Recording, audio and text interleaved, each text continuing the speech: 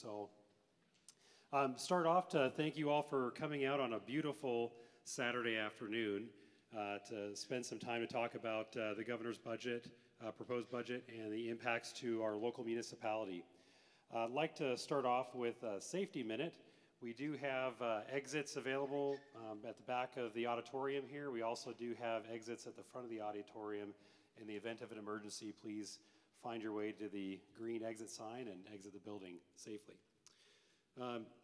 To start off, so I'd like to apologize. My voice doesn't always sound like this, as amazing as it sounds. I do have a little bit of a cold, so if for some reason I get to the point where I can't talk anymore, Jim Williams, who's the chief of staff at the borough, is going to step in and take my place. I'll still be here, but I probably won't be talking too much. So to start us off here, I'd like to recognize a few of our local elected officials that have been able to join us today. I believe I saw Senator Kawasaki here. Scott, thanks for being here. We also have Assemblymember Berman Williams. We have Assemblymember Gray. Assemblymember Tacky. And from the school district, we have Ms. Dominique, Mr. Dorn, and Ms. Marati. And then we have two of our council members from the city of Fairbanks, Ms. Kuhn and Ms. Rogers. And I did see Chief Victor Joseph here as well from TCC. Thank you for being here as well. So we also do have a representative here from Governor Dunleavy's office, his local office, Ms. Sydney Copley.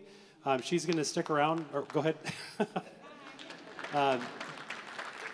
She does have some comment cards, or we're able to use our comment cards if you'd like to give a message back to the governor's office.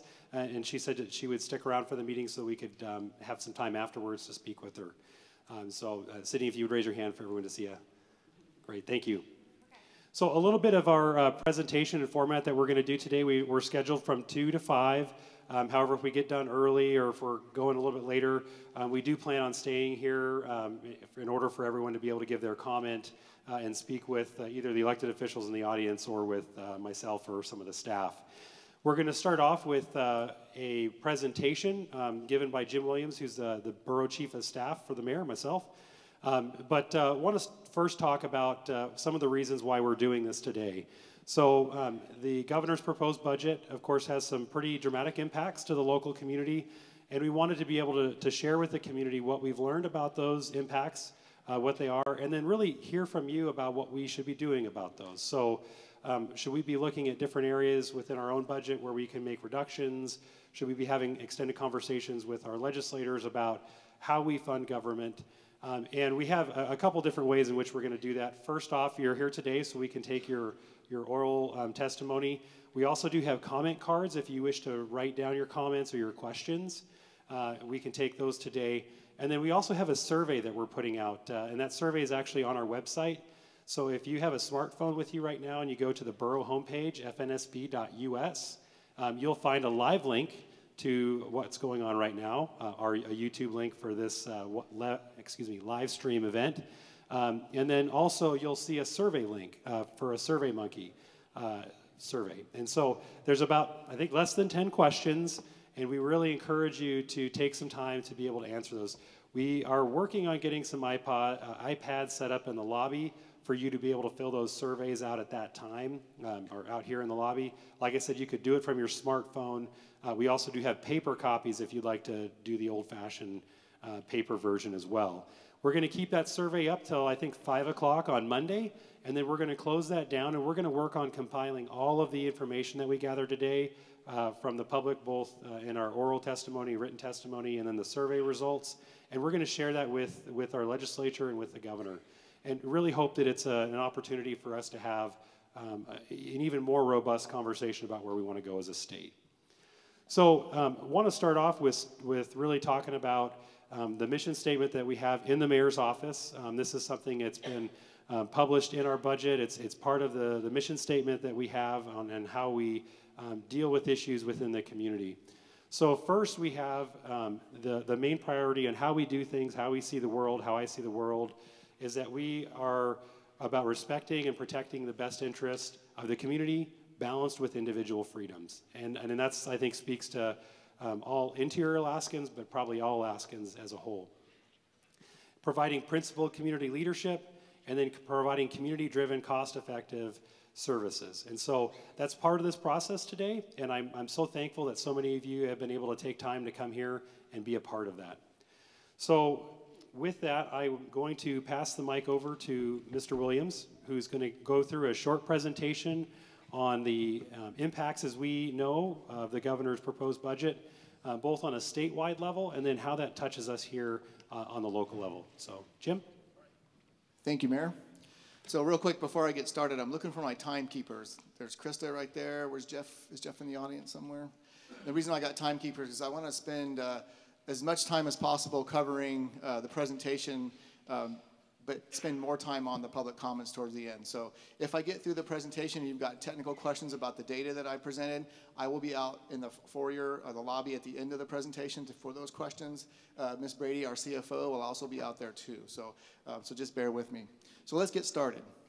So the governor's proposed budget and where we're at now as a state, we actually kind of have a pretty long history of ups and downs in our state with spending and revenues. And as you can see, we've never really had a balanced budget before. We've had times in our past. Let me back up a little bit. This graph right here is from the Legislative Finance Division. It's pretty fresh. It just came out.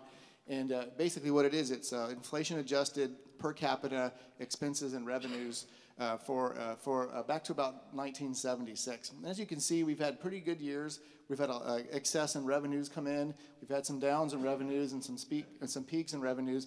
We've also had times in the past where our expenditures have exceeded revenues. We have also had times where our revenues exceeded expenditures. So it's not uncommon for us as a state to have that situation. The punchline on this graph right here is really right here in the last 5 years. What's happened is, or as oil prices have crashed, we've seen a significant decline in our revenues, but our expenditures stayed pretty high in order to provide government services. The previous administration made a good attempt to push down our expenses, but we still weren't able to catch up. And in this process, this big white gap right here, we spent a ton of our savings account, basically, is what we did to do that. And so at the end of this graph, you see this little black hump right here. That's where we started pulling money out of the permanent fund to start paying for government services. So next slide. So this is kind of complicated, but what I tried to do is looked at unrestricted revenues.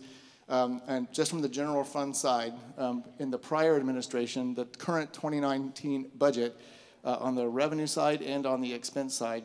And what you see on the revenue side is we didn't have a balanced budget. We balanced it by spending out of our savings account again.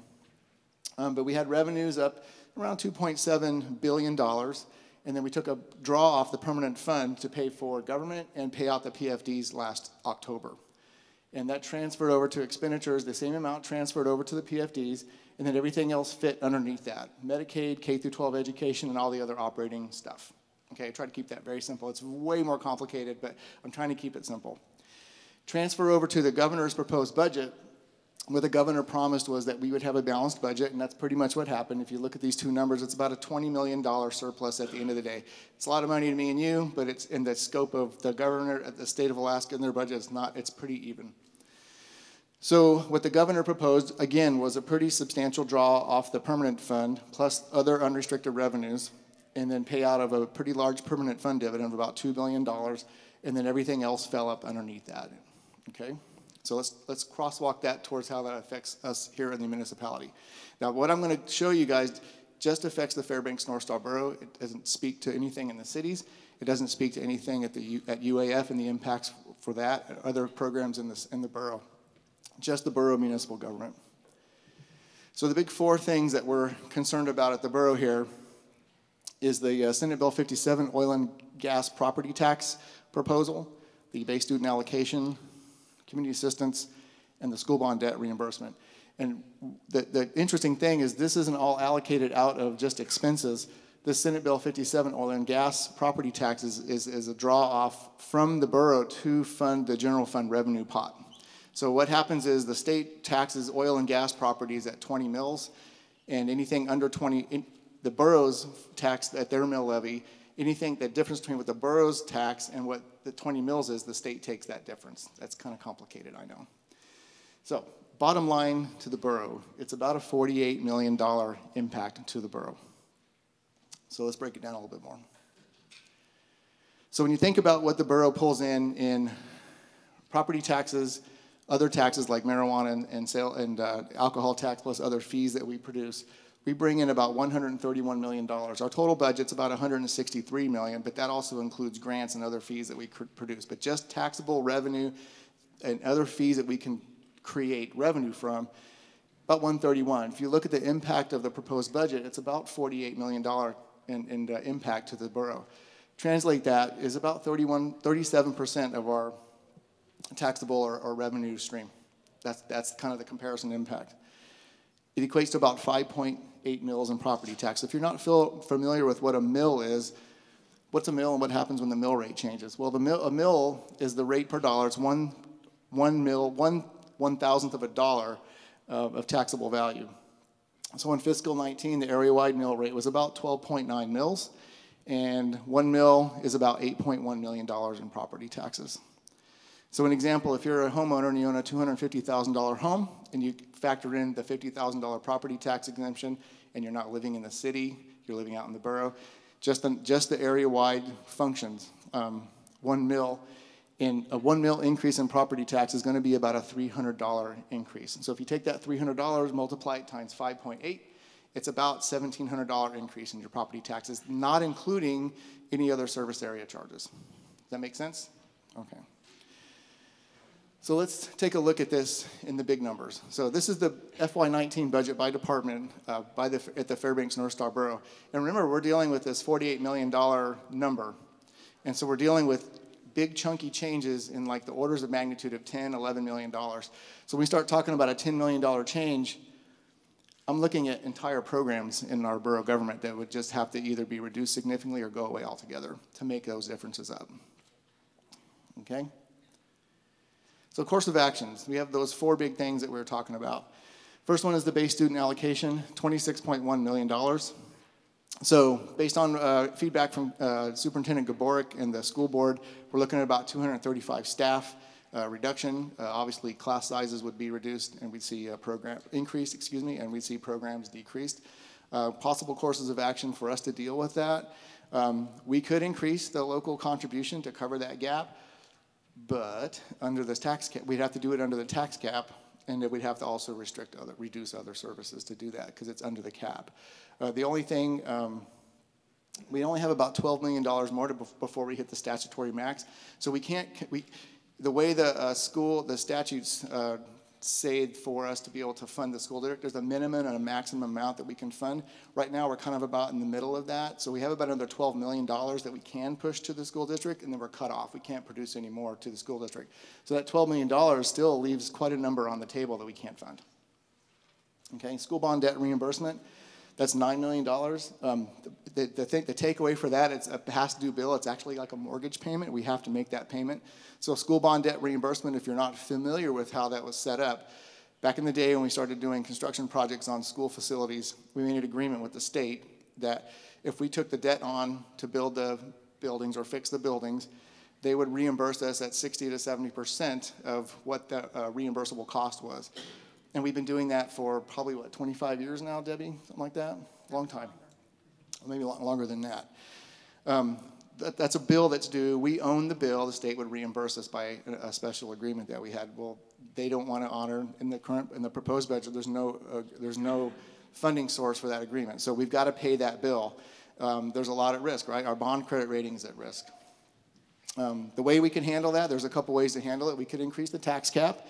We could take that on above the cap right now. That would increase our property tax rates by about 1.1 mil. So you guys remember what a mil is. Or we could cover that expense under the tax cap.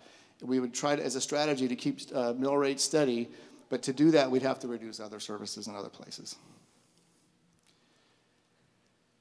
Community community and unincorporated community assistance. So that's basically kind of like a mini dividend that the municipalities get every year from the state. It's been going on for almost a couple decades now. This year, the proposed, it's a formula-based funding stream, and it's based on contributions in the current year, and it pays out in the prior year. So we wouldn't actually see the impact of this until fiscal 21, but if the budget went forward as proposed, we would see that impact next year. So really for the borough, on the borough side, we could probably absorb that $1.7 million pretty easily, but where it really impacts the communities is in the smaller communities and service areas that depend on that the most, like the Salcha Fair. There's very small communities, Esther Library, those kind of things that would probably feel that more than we would. So again, we can cover that under the tax cap. Something else has to be reduced, or we could raise alternative revenue, like increase fees or sales use tax. Those are options that we have on the table. The other one is the Human Services Community Matching Grants. It doesn't seem like a lot of money. It's a lot of money to me. Personally, it's a life-changing amount of money. But in the grand scheme of things, it's not a lot of money. But the impact is pretty huge.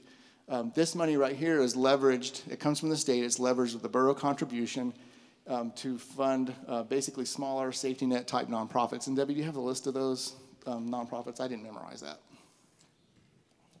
So there's several of them. There's Alaska Legal Services Corporation, Alzheimer's Disease Resource Agency, American Lung Association, Big Brothers Big Sisters Boys and Girls Club, Fairbanks Community Food Bank, Interior AIDS, Interior Community Health Center, the Literacy Council, Love Inc., North Star Council on Aging, No Limits, and RCPC Stevie's Place. So there's quite a few agencies around town that are impacted. Right. So the takeaway from this this $270,000 Health and Human Services Matching Grant Program is the state puts that money in, we put another chunk in, and then those two pieces together go to leverage other monies, other federal monies, or other foundation type monies.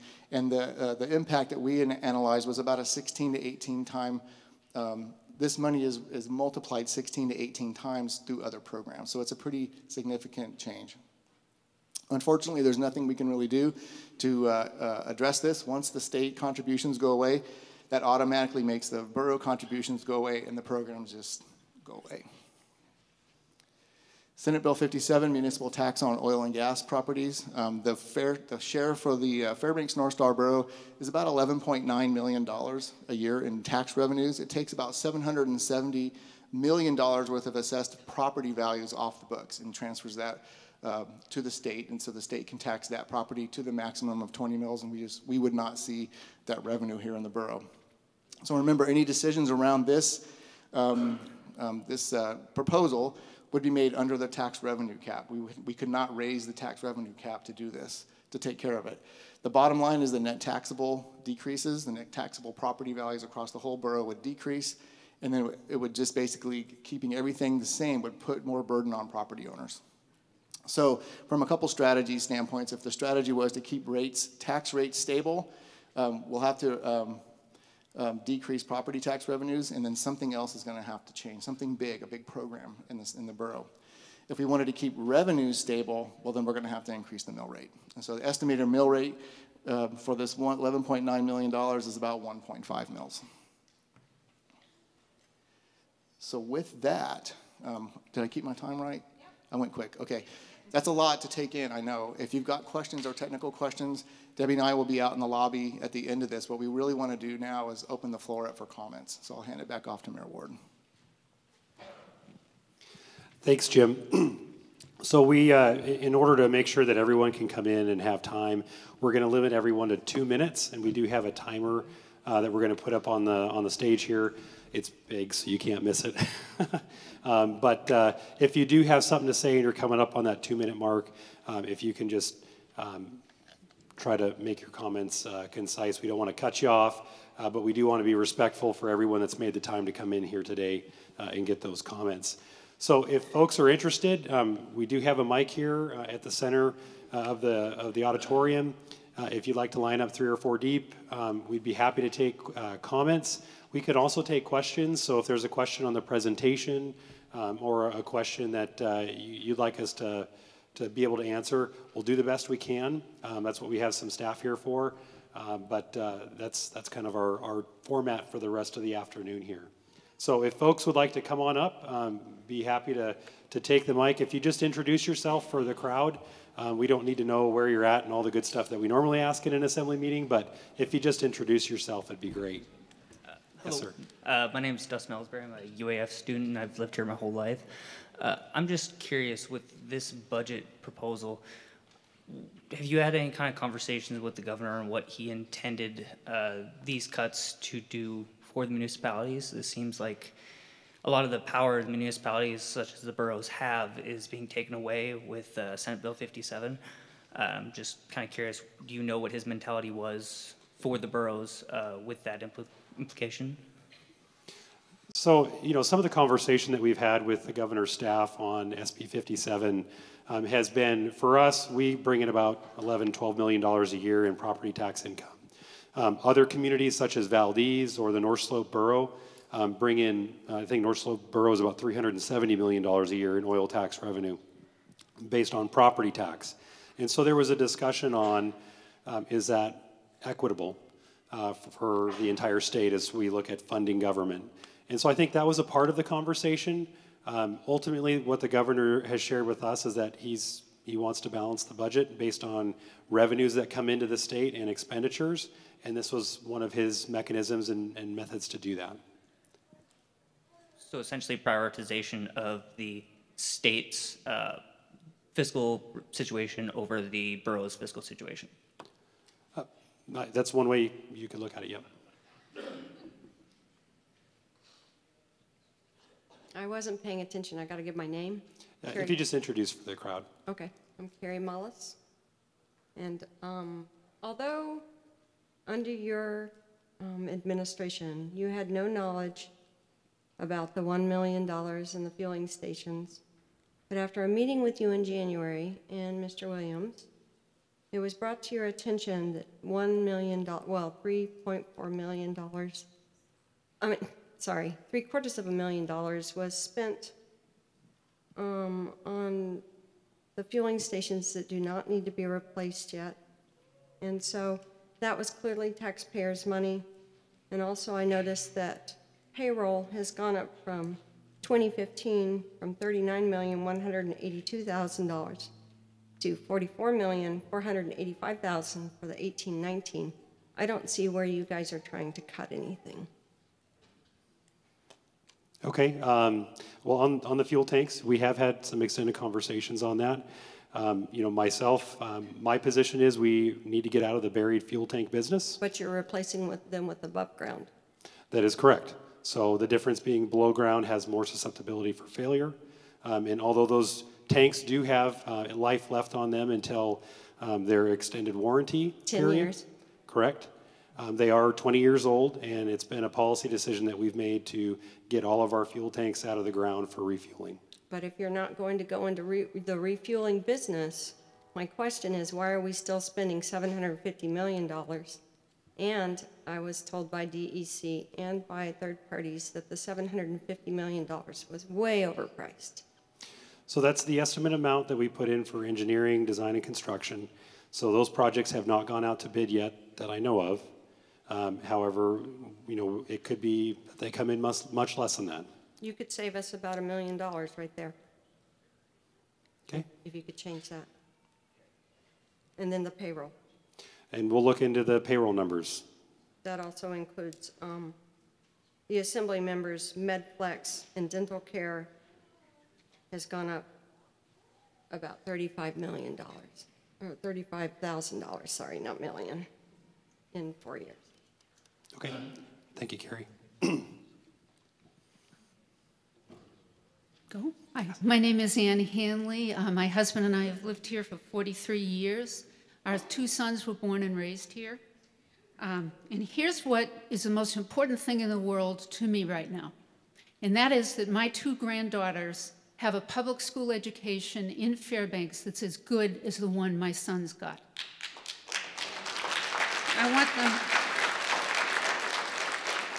I want them to live in a diverse community with the variety of people that we have living here now. I want them to have all the cultural advantages my sons had. including music lessons, summer science camps, triathlons, trails, outdoor Shakespeare performances, science fairs judged by actual scientists, and so on. I could go on and on. If we cut the K through 12 education budget, gut the university, gag KUAC, make healthcare unaffordable, stress our vulnerable prison populations and our police beyond their breaking points, what do we have left here? I'll tell you what we have left, not much. We have a sick town that can't afford clean air, a more dangerous town, a less joyful town. Here's what I'm willing to do to avoid this sad scenario. Pay a state income tax that I can deduct. And I can deduct that from my federal income taxes, so it's not such a big sacrifice, and be satisfied with a smaller PFD. There's other things that I like to do, like keep volunteering, et cetera, and I intend to keep doing those, but that's what I'm willing to do. Thank you. Thank you, Ms. Hamel. Yeah, Rich, thank you, Mayor, for this forum here. Many, many moons ago, I worked at Solitary Elementary School, and in April, the head principal / teacher I got the staff together and said, okay, we've got our budget. We haven't spent all of our budget. Think of ways to spend the money. It was put exactly that way. And I'm a one-man house painting business, and I'm used to feast and famine, and that's good, you know, flexibility is good. That was typical of what goes on in every agency that has a budget that's government supported. There is no incentive to be efficient. There just isn't. I coach in the district. My wife teaches, and in a way, I'm slashing my own throat. But Alaska, frankly, is a spoiled rich kid. I mean, we've been used to spending like a drunken sailor. It's just, it's known throughout the U.S. Alaska's rich, you know. So I support the governor, who's got a lot of guts to take the bull by the horns and to deal with our financial. Really, it is a crisis. And boy, we're lucky to have the guy. And I just hope he hangs in there and we can trim this and be efficient like a business, like I'm familiar with. Thanks. Thank you for your comments. My name is Hollis Hall. I came up here as an old gentleman and I just got older. But unfortunately, about 30 years ago, we sold our souls for a permanent fund dividend, and it's become an entitlement when it should have been something that would help government manage. We've built not much infrastructure since I've been here. We've not diversified our economy, and the legislature spends most of their time trying to decide how to spend that dividend or how much they're going to give each individual. I think we should have a moratorium of about 3 years to figure out a long-range revenue and expenditure plan for this state, and then start giving people a dividend after that. We've just been spending the seed corn, and we can't do that. Thank you for your comment. Hi, my name is Sue Sheriff, and I'm a long-time borough resident, and I got some kind of reaction on my name. How about that? But I have several points. One, briefly, is that this all assumes that the governor's budget is a done deal. And I know it's your job to plan on that contingency, but I would be really interested in hearing what the borough is doing, what the school board is doing, what our local legislators are doing to appeal to the legislators to create a more realistic budget than the one we've got. The second comment is that not putting the university into this equation is dangerous thinking, I think, because if there are more significant cuts at the university, we're losing population that way, and we may lose some ancillary people connected with or serving the university population that will make our situation look even grimmer because we'll have a smaller population in which to support basic services or the base level of services. The third thing is that the governor, unlike the gentleman two up from me, the governor has balanced the budget, but he's made a choice, and that is to increase the permanent fund dividend.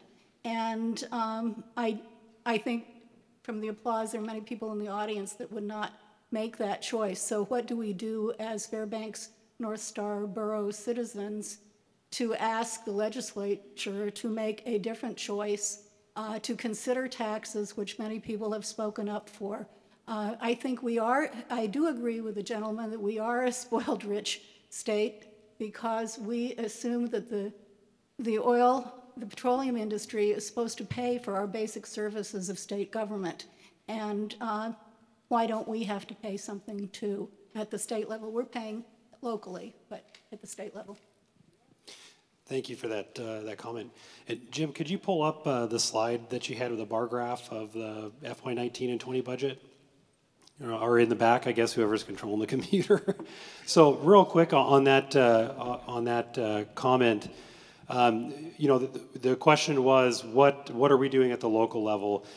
We've really tried to break out the differences in the governor's budget, proposed budget, based on two different things. One of them is the things that are statutory changes. So SB 57 is an example of that, where the changes as proposed in the budget require statute changes. They require changes in law. So the things that require changes in law we're not necessarily accounting for in the budget that we're working on for this upcoming year, because there's still a much longer process that has to go into the vetting of those bills. The items that are within what we call the appropriation side of things, that are subject to an appropriation by the legislature and then ultimately veto potentially by the governor, are the things that we're taking into consideration within our budget. And so those are things such as school debt bond reimbursement that until we hear otherwise, we have to make that payment. And so we're accounting for those type of things. So if we can go back another slide, it's it talks about state budgets. It's the, one more. If we can go back, one more again. Here we go, all right. So what I want folks to see, and this is something to share for discussion purposes today, the governor's budget as he proposed in FY20, we have revenues and expenditures that meet. Now there's some significant changes that he's made in how the expenditure side and the revenue side are allocated, but ultimately there's $1.9 billion that's allocated for permanent fund dividends. And so the legislature, through previous years' legislation, has created an environment or legislation where the 5.25% draw on the POMV draw can be used for government or for dividends. And so really I see the legislature's discussion, the governor's discussion this year, is how much of that 5.25% are we going to be allocating to dividends, and then how much are we going to be allocating to services, whether it be state services or it's going to be the K-12 system, and then how that filters down to the municipal level. So just for context, the legislature could fully fund the FY19 budget based on what is in the governor's budget today, and you would still have a $400 dividend. Now that's a dramatic policy change to how we've done things in the past, but again, just for context, we're talking about whether or not we give the permanent fund dividend payout like we have in the past, or whether or not we use that as a resource to pay for services that we provide, that we receive here in the state. So just wanted to share that with folks for context. Yes, sir, if you would, please. My name is Andy Durney. I'd like to start off by saying that I find the governor's proposed budget totally unacceptable.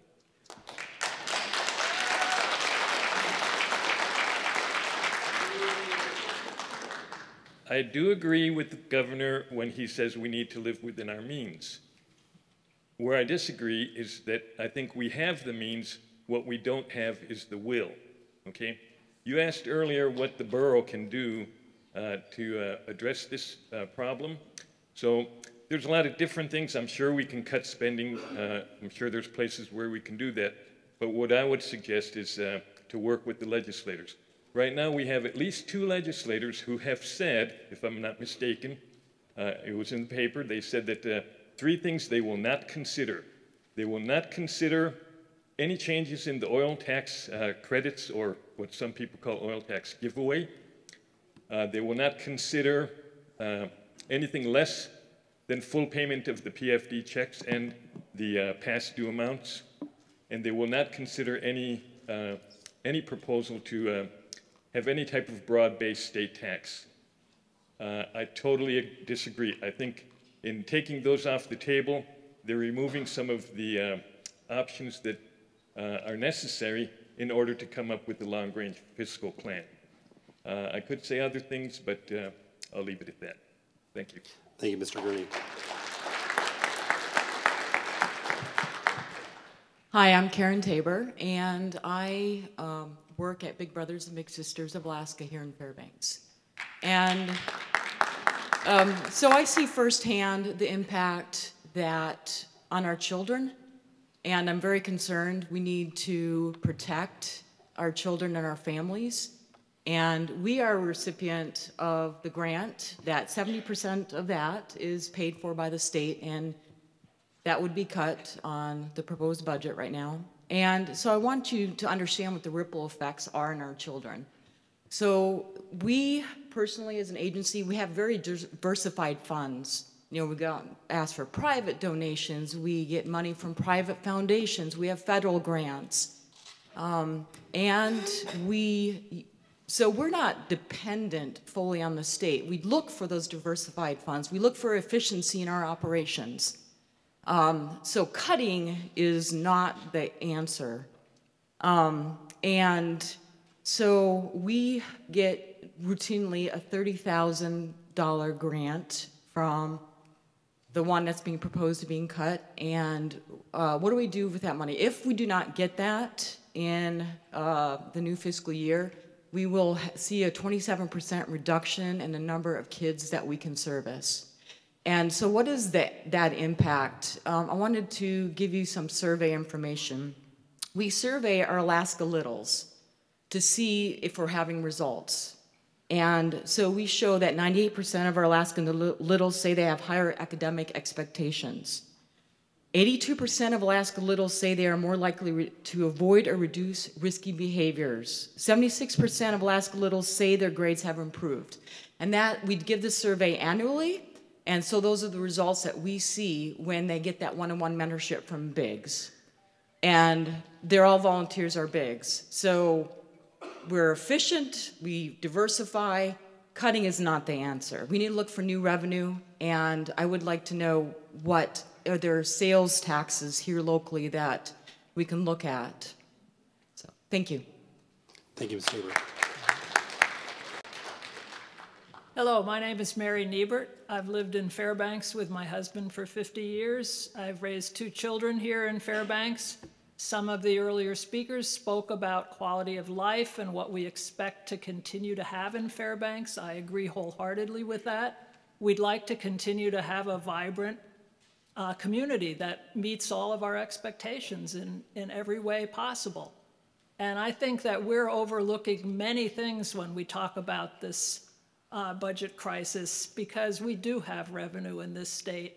And if we look at history, the cost of civilization, which is all these things we're talking about today, the services that we need, the services we'd like, they require income.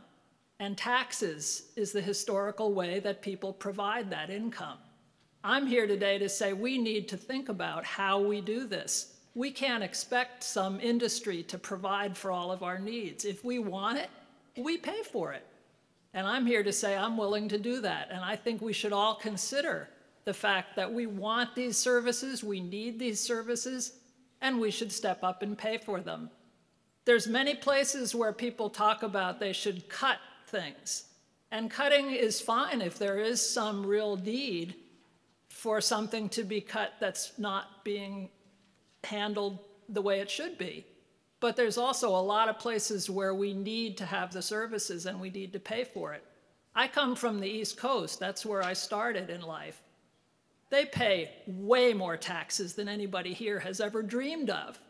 And they do it because they want the civilization that comes with that. I think we can afford to pay a lot more for what we want and need. And I think we should. Thank you. Thank you, Ms. Stevens.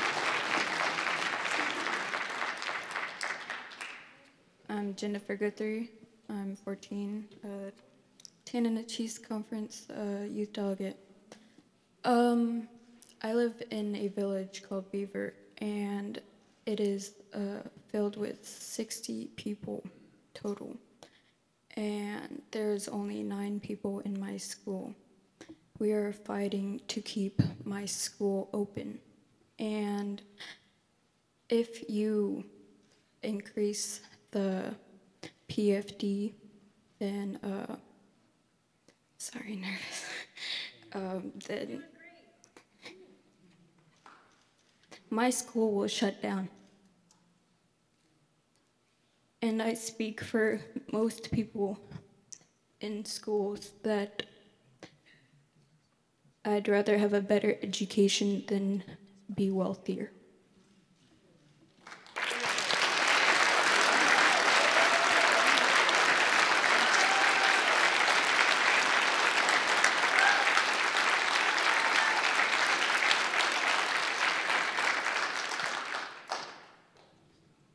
Like everyone else inside of this meeting here, I totally agree that increasing taxes or cutting is not the answer. Thank you. Thank you, Ms. Gunther.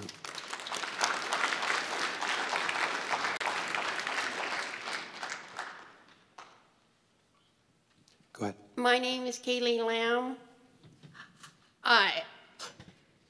I came for, they were going to cut off the dividend.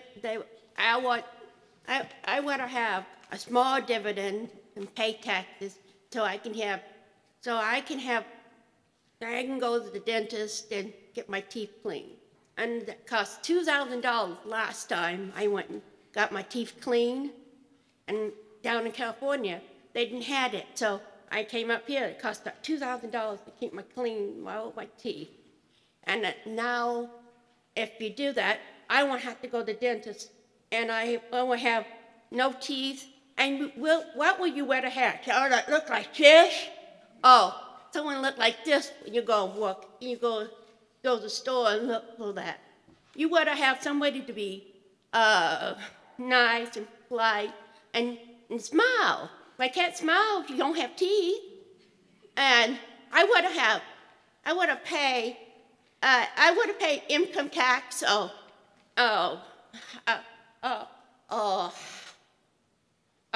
tax or something like that. Where I don't have, so I can have health and services, so I can go to stores and stuff like that. People with disability can't do anything for everybody else. And they had to have help for everybody. Help with some people in disability houses. They had to have people there for them 24 hours a day, and you don't understand that. So I just don't get when people do that. When people need help, give the help, please. Thank you. Thank you, Ms. Lamb. Hi there, I'm Robin Russell. I was born and raised here in Fairbanks, and I currently work for the University of Alaska Fairbanks. Like the previous gentleman, I do not find this budget at all acceptable. My read on Mr. Dunleavy is that he wants somebody else to make the tough decisions so he doesn't have to. Well, that's not leadership. You know, if you take the governor's job, you better be prepared to come up with solutions. So I would say, let's not spend any time, let's stop wasting time thinking about how we're going to deal with this budgetary apocalypse and simply go for something that's a little more reasonable in terms of revenue and numbers. I know that several proposals have been floated, most often either some combination of capping the permanent fund and bringing back the state income tax. I support both of those. My concerns there are, one, I'm afraid that the legislature might just stop at capping the permanent fund, which would leave us dependent on a volatile stock market, much more volatile than the oil market has ever been. And two, when you come to income tax, you have to address lowering the cost of living in this state. It's no surprise to anybody, how much prices have gone up. When I first moved into my house, oil was, I could get 300 gallons of heating oil for about $150. Now it's over 800. That's a quadrupling of the oil, that's the quadrupling of my heating oil prices, just to take one example. And yet, has my income quadrupled in any way? No, it has not. So, I have lots more to say about this, but I'm going to leave it at that. Thank you. Thank you, Ms. Russell.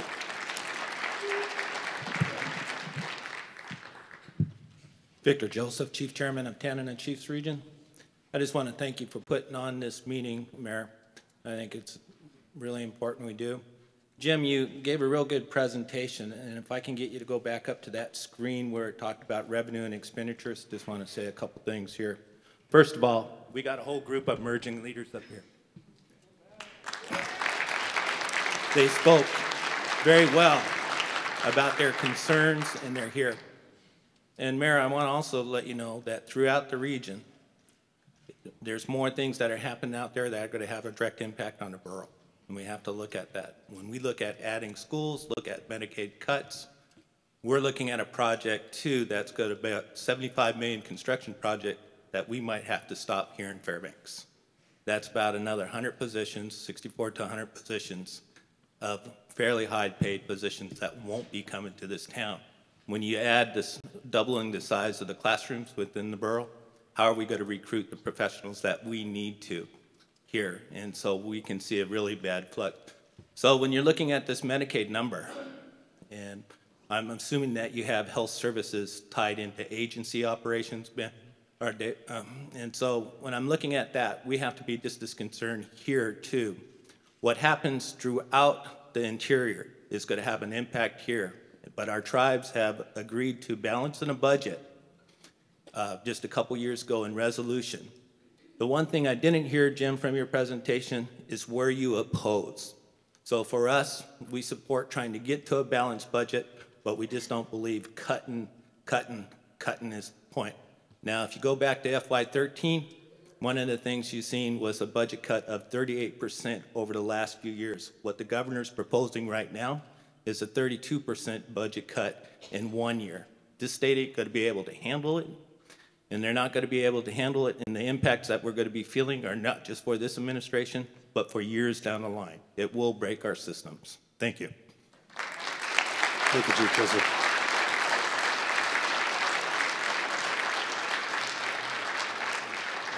Mr. Mayor, thank you for the chance for having this forum. Concerning the borough budgets, I would like the mayor and the borough council to support Governor Dunleavy's proposals. Every day we are told by the school district and the university system that they cannot possibly make any more cuts. They are emphatic and dramatic in those claims. However, Mr. Mayor, I have to tell you that these responses simply are not truthful. The lion in the room, the elephant in the room is the school district for the borough budget is the school district. Over and over, there have been reasonable and logical cuts, examples given to the school district where they can make cuts and save millions of dollars. Every time they refuse. Every time. They'll cut small programs, but the big issues they leave undone. The school district needs to cut their belt. It is not fair for the school district and the teachers to come to a table and ask for a 4% increase in their paycheck with this new round of the contract negotiations. 4% and massive increases in their pensions and their health care, and then ask everybody else to tighten their belts for them. That is unreasonable, and then proclaim we need more taxes. The school district must cut their budgets, and there have been many proposals to do that. They simply will not hear. I asked the borough to support Governor Dunleavy's program and force the school district and force the university to deal with their problem. They can do it, they just don't want to. Thank you. Thank you for your comment. Thank you. My name is Jana Pierce, and thank you for making this forum possible. So, Jim, I don't know if I missed it, but it would be really helpful to know what the property tax per mill impact might be under different scenarios. And I don't know if you presented that, but if you could follow up with that, that would be great.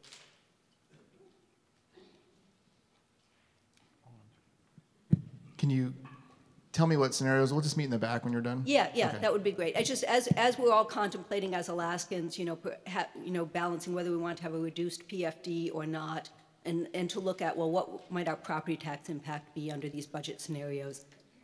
So anyway, my feeling is that we don't have a budget problem. This community, or Alaska, has already cut its budget by over $3.3 billion in the last 5 years. We have a revenue problem. I hear people saying that we need to live within our means, and yet we have no state income tax, we have no state sales tax. What we have is declining oil revenues, declining oil prices and production. If we were to say, if oil production and revenues were to decline, say, by 50% of what they are now, or 25% of what they are now, or zero, would we say that our budget had to decline to 50% or 25%? Or maybe the state should have a budget of zero if we have no more oil revenue. I think what we need to do is to find other revenue sources. I think it was around 2013 or 14, the Rasmussen Foundation had a statewide poll and found that over 60% of Alaskans favored a balanced approach to the state budget, to the fiscal crisis, including one that included both new revenues, broad-based revenues, as well as budget cuts. And we haven't seen that put into place. I think most Alaskans would still support that scenario. In the last 4 years, we've spent over $15 billion of our state savings. That's money that we will never get back again. As we continue, the only savings that we have left, thank you. I just close by saying that I would rather have 26 paychecks a year than one dividend check. Thank you. Thank you, Ms. Kinley.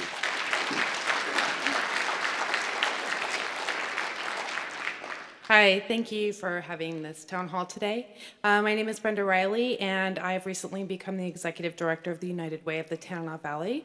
And so I'm here to ask that the mayor's office advocate for two things at the state level, and one Jim already put in the presentation, the Human Services Community Matching Grant, and that affects several of our member agencies: Literacy Council, RCPC, Big Brothers Big Sisters, Boys and Girls Club, Fairbanks Community Food Bank, Thrive Alaska, the Interior Alaska Center for Nonviolent Living, and Fairbanks Youth Court. And this grant is very important, and as Debbie referred to, it is flipped several times and brings in more money than is actually on that chart. The other thing is that all of our agencies provide essential human services, and even if they're not getting money from this community matching grant, the effects that the trickle-down will have of this budget will mean that these agencies have to provide more for less, and that's just untenable. The other thing that I would like to encourage everybody to advocate for is the inclusion of pre-K when we're talking about maintaining our K through 12 in our university budgets. Pre-K is something that many, many people depend on so that they can go to work. So even if you don't believe in the value of early childhood education, which I would disagree with, that pre-K money means that our employees can go to work and be a part of our workforce. Thank you. Thank you, Ms. Riley. I chose to come back. This time I plan to speak louder. Tax is not an income. Tax is movable. As the property owners sell their properties and move away from any large tax income, which I know quite a few people will be, your tax base will drop. I have said this for many years. Jimmy's nodding his head. He's seen me forever stand up and say that. Adding taxes is not a revenue. I'll just say that straight out. Another thing we need to be aware of is we are working on a case of bullying in Fairbanks North Starborough School District. We have over 25 people. I believe Scott Kawasaki needs to know about this. I've already sent some information to some of the other representatives in Juneau, and we are compiling the information. It is not what it seems. It is borough-wide. It needs to stop. I believe getting rid of teachers is not the answer. I think there's another problem, and we need to look deeper. And I wasn't going to bring it up here, but everybody's pro-school, pro-school. You need to understand there is a problem here in this borough, and I'm going to get to the bottom of it with some other people. And we have the documentation. We have the teachers that are standing up and saying they're not allowed to write DRs. We have people throwing away DRs, which is a discipline report for people who don't know, so children can get a fresh start. That takes away the potential bullies list of, you know, bad things that they're doing. There's more to this than meets the eye, and I just want people to understand that the school district needs to make cuts, and they need to make changes because it's broke. Thank you, Ms. Mullis. Hi, I'm Natani Wheelo. I'm an emerging leader with TCC. And to be honest with you, I'm new. I just graduated a few years ago, and I'm new to all of this, and a lot of it just goes over my head. But I know for sorry, I'm nervous. I know my younger siblings go to school, and I know what it is like to go to school in a village and in a borough like this. If this budget goes through, many of our rural schools will be forced to shut down, and elders that no longer are able to live in a village their living prices will go up 140%. Thank you. Thank you, Ms. Wheeler.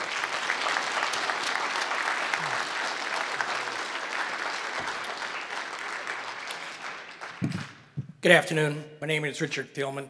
Thank you for putting on this forum. I come from New York. I've only been in this state for about 5 years. And let me tell you, taxes is not the answer. I am not a big tax fan. Besides your 1040, you fill out your A10 for New York State, you fill out your C14 for New York City, and then your B12 for Astoria, the town that you live in. I'm not a big tax guy. However, at the same time, I ask the question, a state as big as we are that don't even have 1 million people, how do we pay for this?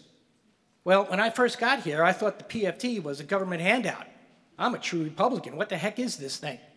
Now, truthfully, I would rather have my PFT go to pay for government services than get an income tax. Because once taxes start, they never go away. We got rid of them. Let's keep them away.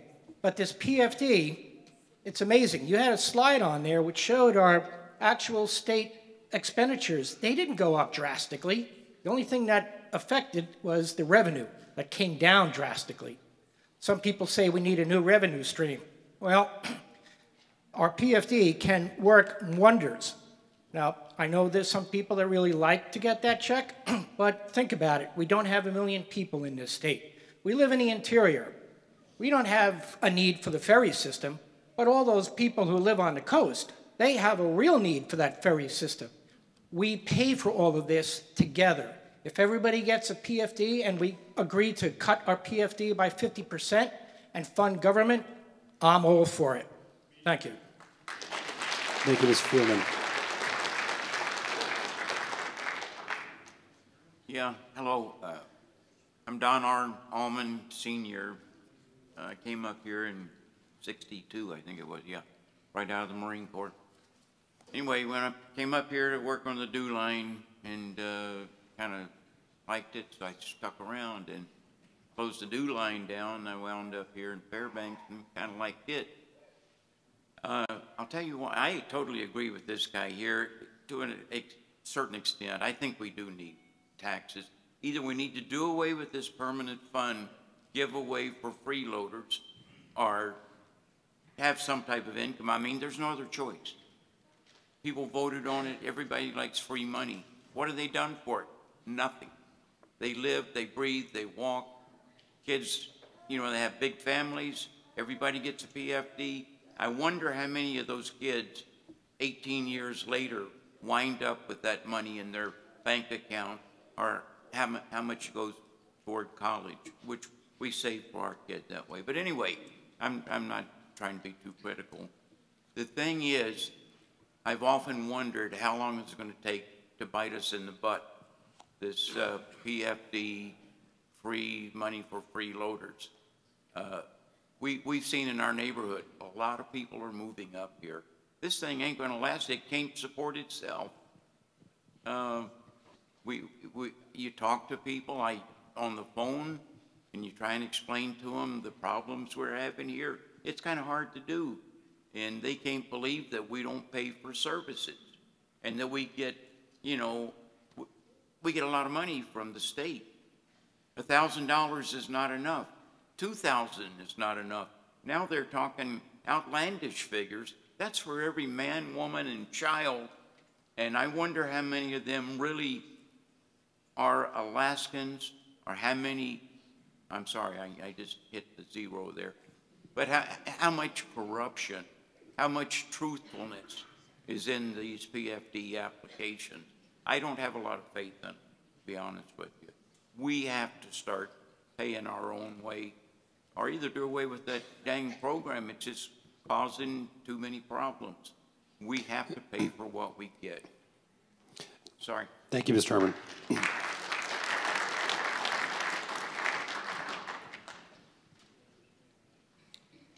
Mayor, thank you very much. Appreciate you having this meeting here. My name is John Davies, and I'm a 50-year resident of the borough here. You can grab that mic. A little closer here. All right, thank you. I was just saying I was a 50-year resident of the borough here. My wife and I raised family here. We raised 5 children through the school district here. We both graduated from the University of Alaska in Fairbanks.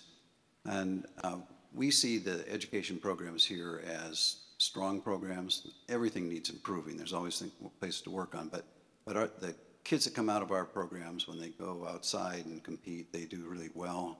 Just one example, our engineering team takes on the teams from Caltech and Berkeley and MIT, and we often win those contests, and we are certainly in the contest. So we have a good system. In the last 4 or 5 years, the University of Alaska took a $51 million cut over that time period. What's proposed in this budget is a $134 million cut in 1 year. For that previous $51 million cut and the other things that came with it, we had to lay off 1,200 people. There are 1,200 fewer people working at the university now than there were then. So imagine what a $134 million cut's going to do. And probably over about 40% of those are in the Fairbanks borough here. So that's going to impact, I think we need to take that into account too. That's going to impact the borough here when you have that many fewer jobs in town. That's going to affect the economy, and it's going to affect our quality of life. And the same thing happens with K-12. I think we also need to think about what those cuts are going to do to education, the quality of life, in terms of their possible impact on expansions at Wainwright and Eielson. I think that there's a possible knock-on effect there as well. So some other things to consider, and just for the record, I'm certainly willing to take a much smaller dividend and pay some income taxes to find the revenue to support a budget that we have that's certainly maintainable. Thank you. Thank you, Mr. Davis. Thank you, Mayor Ward. I'm here today on behalf of the Fairbanks Community Food Bank. I've been a longtime supporter of the food bank and now serve on the board of directors for the food bank. I agreed this year to represent the food bank to be a means of providing information to the legislature on the operations of the food bank and the benefit that the community receives, the state receives from the food bank's operations. I believe you had some information forwarded on to you this week. Next week, the Senate Health and Social Service Budget Subcommittee will be hearing the component of the budget that contains the Human Services Community Matching Grants next Friday. The Budget Subcommittee aide asked me to work with other municipalities to generate letters of support from the entities that receive those monies, and also perhaps from individuals that receive the benefit from those entities. I don't know that many legislators fully understand that program operates under a very rigorous set of statutes that were put in place by the legislature. The funds have to go through a competitive process that's run by the local government, groups that then apply for a portion of the very small amount of money, state monies that come through the local government. I know the food bank's proposal every year is about an inch thick, laying out the case for how they use the money and how they meet a basic human service. Those human services are laid out right in the statute. They have to meet one of those things that have been established by the legislature. I know the local government also has to provide a match so the money gets leveraged, and the local government has to commit to spend no more than 5%, so the funds are not getting siphoned away. So I would encourage you to work with your grant manager at the borough level, and would encourage you also to submit a letter of support for the funds. Thank you, Mr. Terrio.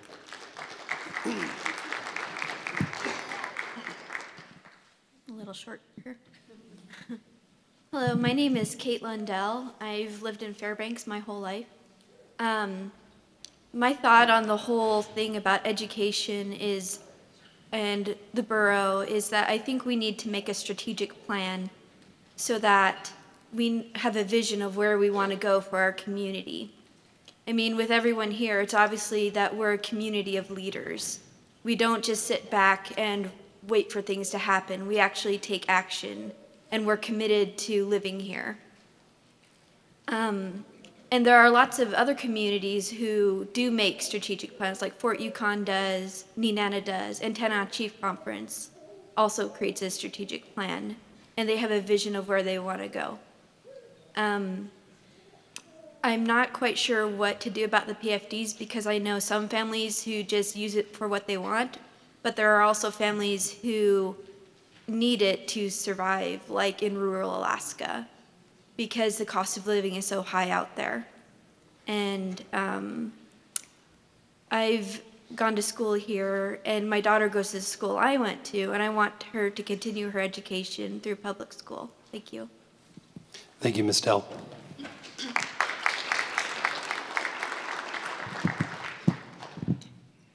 Hi, my name is Erin Maradi, and I am the Fiscal and Operations Director for the Interior Alaska Center for Nonviolent Living. Mayor Ward, administration, and the great citizens of our community, thank you for being here and allowing us the opportunity to raise our voices. The governor's proposed budget equates to roughly $330,000 in cuts to services that the Interior Alaska Center for Nonviolent Living provides to our community, to include the shutting down of our prevention services and 16 units of permanent supportive housing. And it'll reduce the number that we can serve per night by 8 in our emergency shelter. In a state with the highest rates of domestic violence and sexual assaults, these proposed cuts will have a negative impact on our community and the surrounding villages that we serve. Thank you. Thank you, Ms. Brody. My name is Becky Williams. I grew up in Fairbanks, and I have kids in our district. I spent about 5 years on the Budget Review Committee for our school district, so I worked and came to many of your meetings. I understand that people feel like the district really has more that they can cut, but they've been cutting every year. And I know that the borough has stepped up and supported that with extra funding for them in different areas.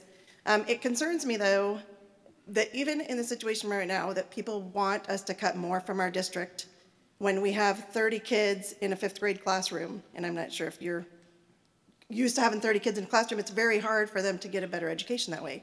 The increases to class size are going to be significant beyond that. They're talking about having 35 to 36 kids in class. I have a friend who's a SPED teacher here in town, and her caseload is 35 students in elementary school. And she can't do that on her own. And so I really worry about the thought of cutting it there. But then how do we continue to fund it? And let me click with that. The district has to set their budget before the borough sets theirs. And the borough has to set their budget before the state sets their budgets. So we're always doing things backwards. So we have to give pink slips to teachers and pink slips to our borough employees, and then come back later and go, oh, I'm sorry, you get to keep your jobs. So I do think it's extremely important that we come up with another revenue, and I think sales tax or even an income tax would be great. My household is split on which way to go on that. But I do think if at the borough level, I don't want to see it happen on the backs of our property owners, because there's more people in our community that don't pay property tax. And I live here and I want to continue to live here. I want to continue to have my children grow up here and have an excellent education. I would love for them to go to college and stay in Fairbanks and be a part of this amazing community. But that's not going to happen if we continue to have to be the only people who are supporting all of this stuff. So I hope that you go forward, push the governor to change his budget. I hope our legislators will listen and find better ways to make the cuts. But don't do it at the borough level on the backs of your property owners. Thank you, Ms. Williams. So I'm going to take a quick minute and address one of those things, the discussion on budgets and cycles. And we do kind of find ourselves, sometimes we're our own worst enemy. And I think here, the way that we do some of our budgets is one of those examples. I recently learned that the school district actually does 3 separate budgets. So they have one that's first presented by the superintendent, one that's then approved by the board, I believe, and then it goes to they throw it over to us as far as what their request is, and then we throw something back over the fence, and then the state throws something back over the fence. And so by the time it's all said and done, we've done that, but the school district has done that budget 3 times. So we've already, the administration at the borough as well as with the school district, we've already talked about ways where we can make that process better because it's all backwards. So those are things that I think, we're doing here locally. I know those are some of the discussions that I think our legislators, I know the governor wants to hear about ways that we're doing things backwards. So if you have comments on ways where we could do things better like that, please let me know. We're looking into those, but great comments. Thank you. Go ahead. Hi, my name is Jennifer Chambers. Thank you for organizing this event, and thank you to our elected officials and the representative from the governor's office for being here today to hear our thoughts. Like many of you, I do not support the governor's budget, but I do agree that expenses need to equal revenues. I disagree in that I believe that a cut to the PFD and/or state taxes would be money well spent on the services that we're now looking at being cut as a result of this proposed budget. I could talk more about that, but on the borough level, what I would really like to know is from the presentation that that was given, it sounded like some services, big programs on the borough level would need to be cut should the governor's budget be passed as written, and I was wondering how you plan to figure out which areas or programs should take those cuts or be eliminated. So good question. So what we had presented before was the total impact to the borough, including the school district, and then some of we wanted to show the magnitude of how much those numbers are. So we currently operate under the cap.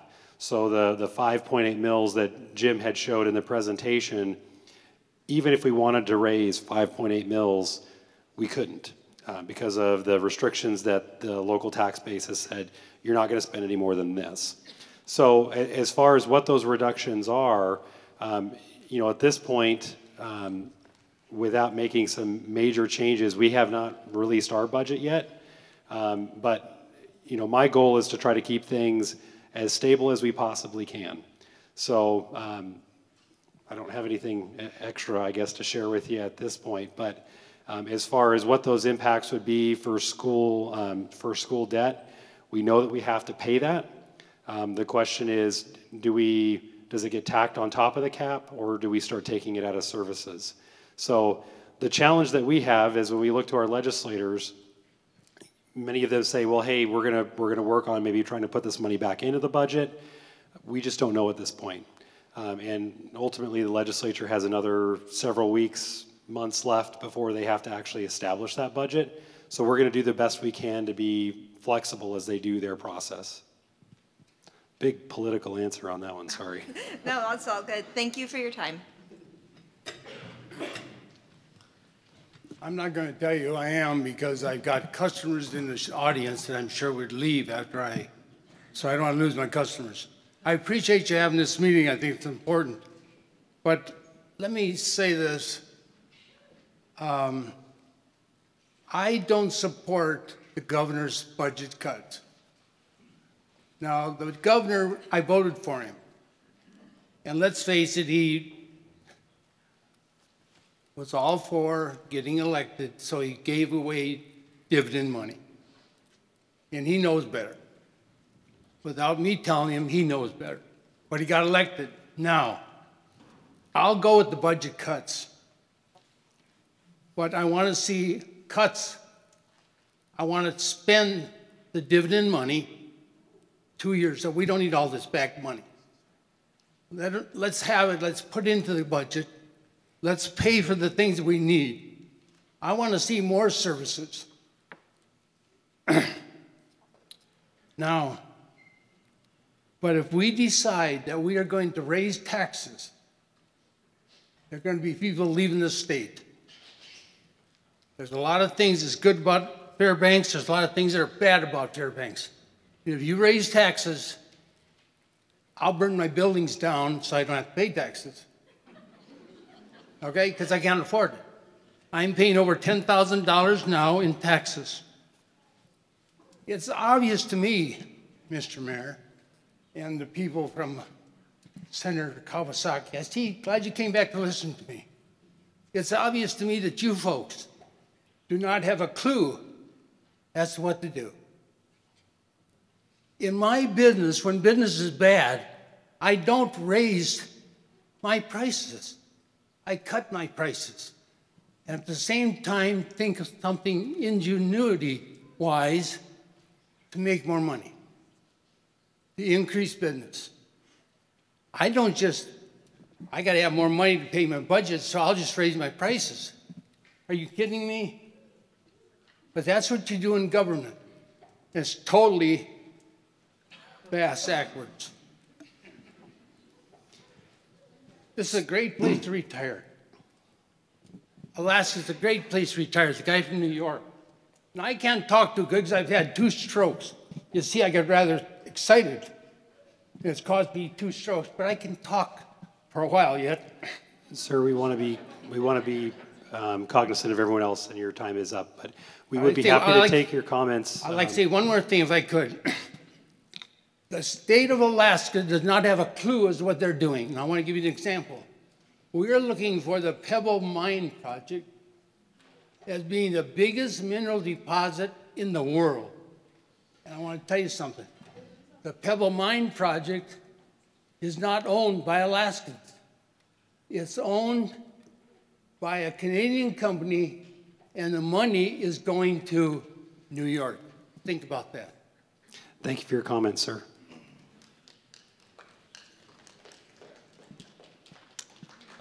My name is Brandon Richart. Bryce, you know me. Jim, you probably know some of the issues I'm going to speak on right now. So my issue has nothing to do with taking dividends away from people or raising taxes, but kind of like the gentleman before me actually brought up, taking advantage of common sense income sources that are sitting right in front of us.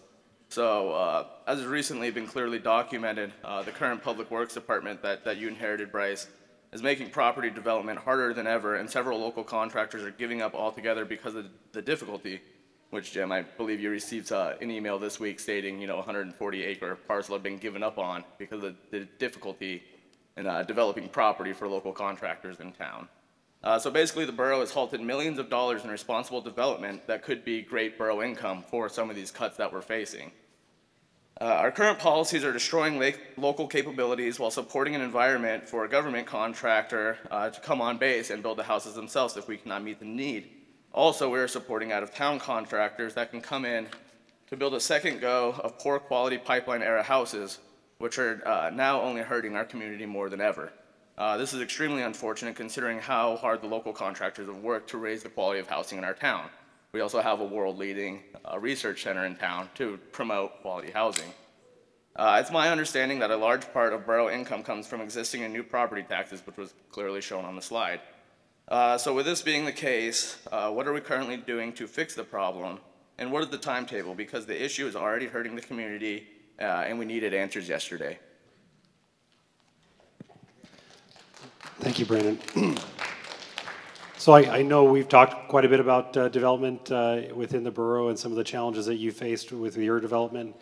You know, there's a couple ideas out there on Title 17 manuals and different options that other communities have used to give better guidance to contractors and engineers. And I'm definitely interested. We've been having those conversations. Yeah, I just feel like we need to do something soon. Like, now is the best opportunity this community is ever going to have. I've lived here my entire life, and I doubt we'll ever see this opportunity again. So really, if we drop the ball over the next couple of years, we will miss the opportunity, and everyone in this room will hurt from losing that kind of income. So I think it's something that needs attention sooner than later. So. All right, thank you. And it is something that we are talking about in the office. So hopefully there's more than talk, right? We're hoping. All right, thank you.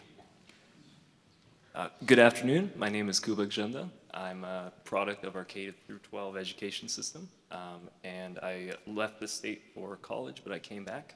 I don't currently own property, but I feel like I need an outlet to give back to the community that has raised me, and that does not exist right now. As I understand, we have a tax cap with a tax cap equation. I was wondering if Mayor Ward, you'd be able to elaborate on what makes up that equation for the tax cap? You know, basically it's you can't raise any more money than this amount, but maybe I'll defer to Debbie for the more extravagant explanation. Of course.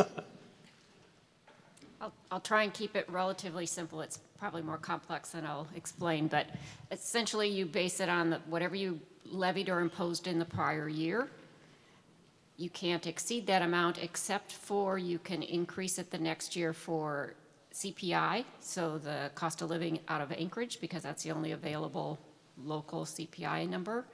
And for new construction, those are the primary drivers. There's no limitation for debt service, so we have that obligation, and that's outside of the cap.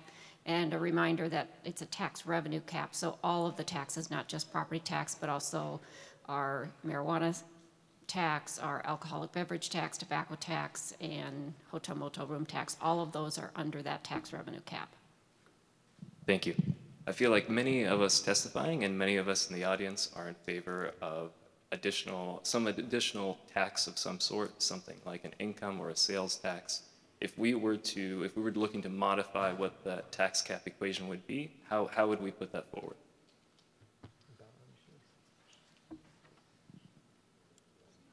So that would go to the voters for approval to change it. Thank you.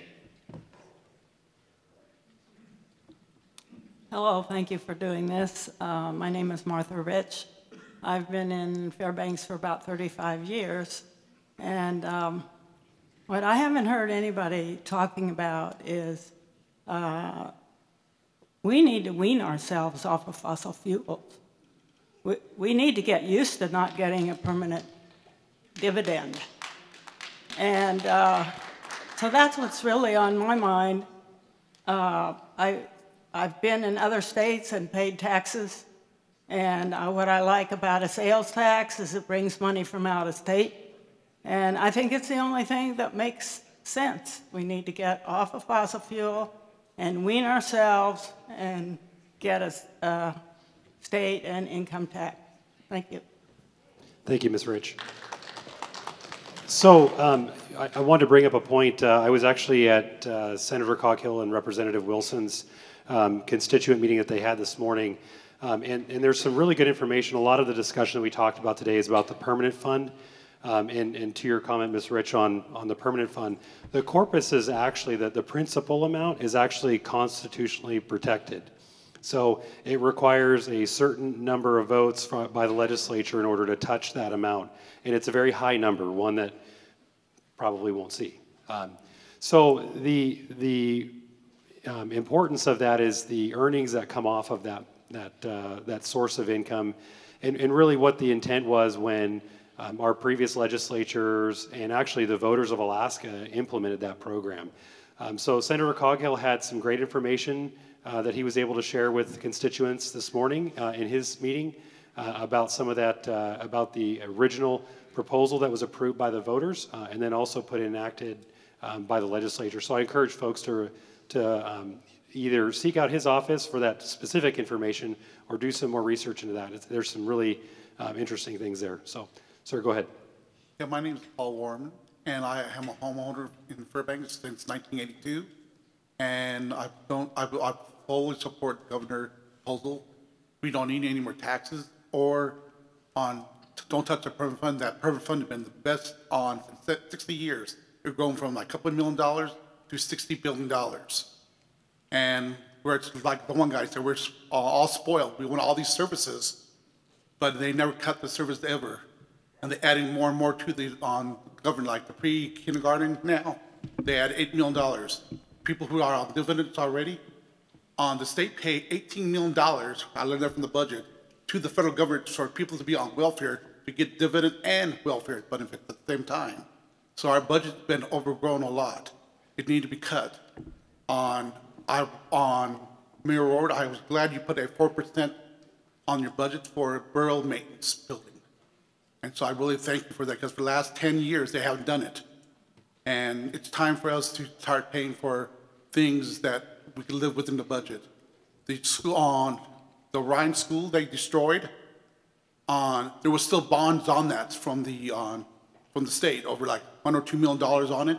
You got destroyed a whole building for basketball hoops, which is totally inappropriate. You should have sold that unit to the public, like other school districts do in the lower 48. I go on eBay, there's schools for sale. But you got to destroy a whole building that could have gone to homeless people, to commercial buildings for a basketball hoop. The school district said they don't have enough money. They give the superintendent $20,000 for a bonus.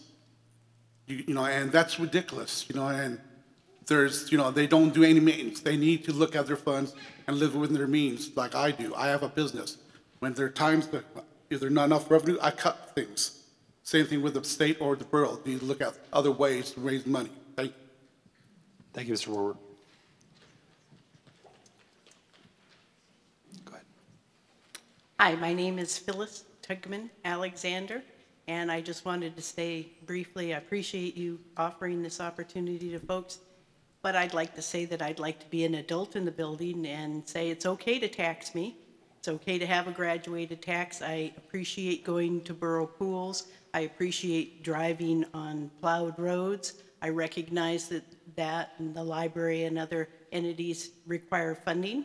And I think it's only adult of me to say, yeah, I expect to be taxed for those services. And I think everybody should be taxed for the services we enjoy. Secondly, I think before we get too magnanimous and people start saying we don't need the PFD, I think if it's capped, that's okay, but clearly we have friends and neighbors in rural communities who rely on that money. If it's capped and people know in advance what that money will be, I think that's a doable alternative, but I don't think it's for us to say magnanimously that we don't need it, because a lot of people do need it.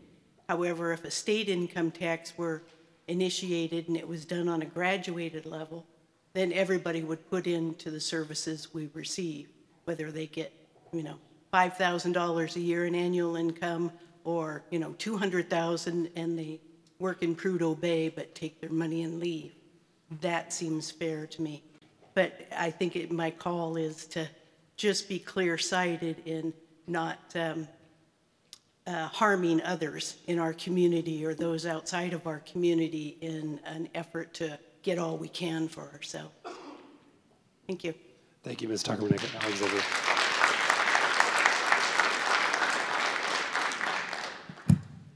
Hello, my name is Jackie DeBevick, and I came here in 1987 with my husband. We both worked for nonprofits and the university. He graduated from the university.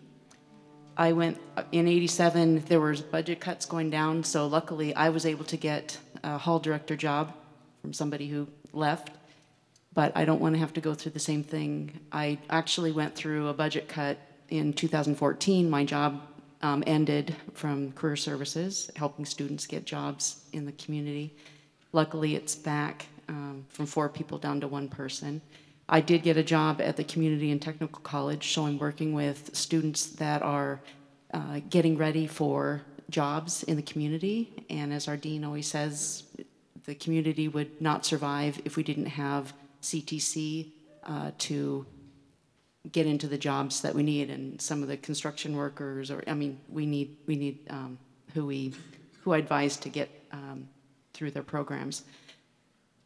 In working on in nonprofit agencies, I know that the Human Service Community Block Grant was a godsend to those agencies, so we can't cut that. It's a good use of our money. There definitely is a lot of poor people, and including those are seniors at the Pioneer Home. Are we going to put them out? You know, they can't go and get jobs, so they're on Medicaid. And so can we take care of our poor people? That's part of the services. And I'm not hearing a lot about that. They're not freeloaders. Aren't we supposed to be here for poor people as well? I support an income tax. I support a smaller PFD. I just want to pay for taxes. I want to pay for services that I would like to have and want other people to be able to have. Thank you, Mr. Bevick.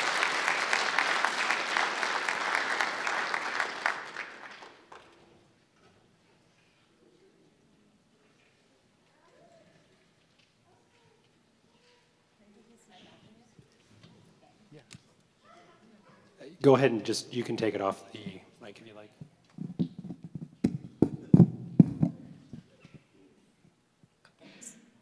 Hi, my name is Tisha Simmons. I have been in Fairbanks for 26 years, lifelong Alaskan.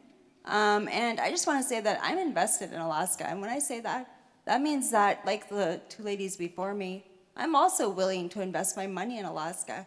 Having the PFD is nice. Do I need $3,000 of back pay? No, I've obviously made it for the last year without that PFD amount that I didn't get. And I really feel like our governor pulled a fast one on us to say everybody's going to get all this money, vote for me, and I'll tell you where we're going to suffer later.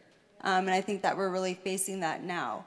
And it's unfair to be in that situation, I think, and to put people in that voting decision. So the other thing I just want to say is that I really feel like we need to fight for Medicaid because Medicaid has got me to where I am today. So 25 years ago, I was in a car accident. We had to go on to Medicaid immediately. I was on Medicaid for many, many years. Today, I'm a UAF graduate. I work full-time. I make very good money. I'm a small business owner. And that would never have happened without Medicaid. So to cut something that is bringing in money for people like doctors and nurses and providers just doesn't make any sense. And I really also want to encourage the borough to work with our TCC leadership and our Doyle leadership because if our villages start hurting, it's going to dramatically affect this community in many, many ways. So please, please be in strong conversation. I'm really glad to see President Victor Joseph here. And I also have to just shout out my caregiver here because she chose Alaska to be her home. Everybody always asks her, did the military bring you up here? She said, no, I choose to live in Fairbanks. She was on Medicaid. She got a job as a caregiver now and is now getting off of Medicaid. And I think that that's exactly what this program is meant to do, is support people to where they can get to where they want to be. So thank you.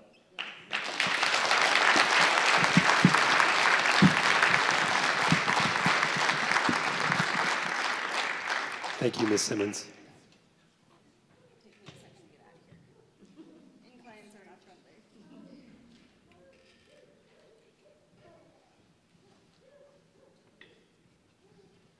Hi, I'm Audrey George. I'm a product of the pipeline. My dad was a IBEW, helped build the pipeline. My husband's Local 375, he works on the pipeline. My one daughter's going to IBEW and she's working on the up north. My second daughter is joining operators and she wants to be a part of the state and the construction in this state. So when they say, you know, get off the pipeline, wean ourselves off, the dividends that I get from my son that's still in elementary, all go to his college savings fund. And now they're going to cut that. So I don't, and the school district fund is going to get cut. So is he going to be smart enough to even enter college? Is there going to be a college here in Alaska for him to go to? My friend just got her son-in-law to move up here, and now they're going to probably cut him from the school district as a teacher. So they won't be able to afford their house, so they're probably going to leave. They just had a baby a few weeks ago. Their other son just graduated with a master's in architecture. If they're not going to build bring the F-35s up here to Eielson, he's probably going to move outside. There's a whole bunch of migration that's going to happen, and I'm a property owner. I have 4 foster children in my home right now. So if they're not getting the education that they need and the services that the school district is currently providing, well, I have to close my small business that I've been running for a year. And now I have employees that are dependent on me to pay their rent and get their kids to school. So I would be willing to pay income tax, sales tax, and have a smaller dividend or a cap on my dividend or whatever, because most of mine goes into the college savings or to the foster care system. So thank you. Thank you, Ms. George.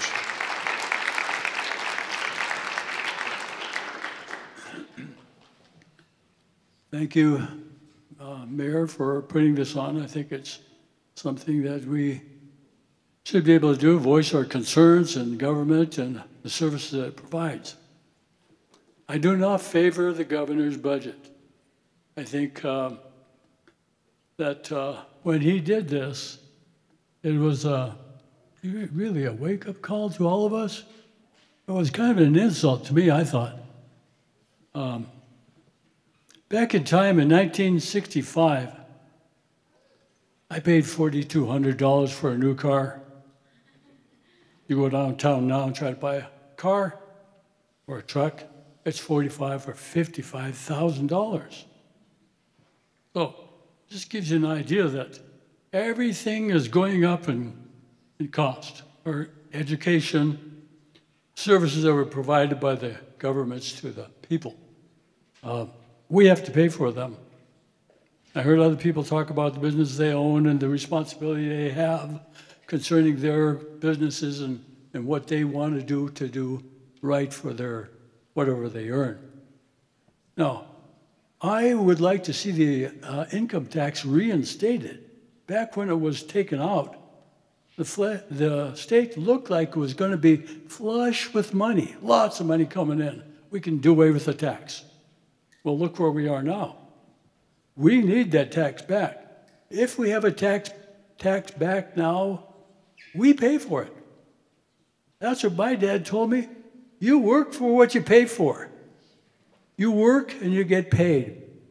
Now, if we want these services, we should pay for it. So reinstate the tax. Time is now. I think that other people said the same thing. I like the permanent fund dividend like everybody else, but it's not right to appeal to people for their reflections on greed, which is give us more money for the permanent fund dividend. It's not right to do that. There was a purpose for that. Anyway, thank you for the what you're doing here, Governor. Mayor. Whoa. Thank you for your comments. Hi, my name is Wilma Benton. I am a 35-year resident of Fairbanks, Alaska. We came here because the economy of where we left was poor, and the chances for my children to go to college was slim to none. 3 of my children have grown up through the schools here. I'm a graduate of UAF. 5 of my 7 grandchildren have gone through schools here. I'm a property owner. I'm a business owner. I pay almost $10,000 in property taxes. I accept that as what is expected of me to be a citizen that helps contribute to my community. But I think we need to stop working on just our property owners. I think we need to start thinking. I totally disagree with the governor's budget, but it has started us thinking. And we need to think about something like a sales tax or a income tax, and we're split on that at our house too. But one or the other, sales tax helps involve some of the visitors that we have. An income tax helps those folks that fly up here, work, and then fly home and take the money with them. So I strongly believe that we need to be responsible. As a business owner, if my income is less than my expenses, I need to raise my income, or I need to cut my expenses. And I think we have cut to the bone as much as we can for our schools. We've cut to the bone as much as we can for those that are in need, our children that are unfortunately not being well cared for and need help, our homeless who don't want to be there, but need help, need our hand up. We have to be willing to help them, and I am willing to do that with both an income tax and or a sales tax. And if our legislatures cannot get it at the state level, hopefully we can consider doing it at the borough level, because we need to have a balanced budget. I'm also an accountant. Thanks. Thank you, Ms. Benton. Hi, and thank you. My name is Sharon Baring. So I also I'm a lifelong Alaskan. I have never paid income taxes, and I find with this much gray hair, that's kind of crazy. I also am a product of the K through college, got my baccalaureate degree in nursing, and for the last 10 years, I have worked in the school as a school nurse, because I know that as a healthcare provider, the number one thing that I can do for people's health is to help them get an education. The critical thinking that is required right now is absolutely essential. So I am here as a product of that, of our K-12, K through college, and I'm strongly advocating for that. In addition though, when visitors come to the Fairbanks Airport, they are welcomed with a short video introducing them to who we are in the Fairbanks North Star Borough.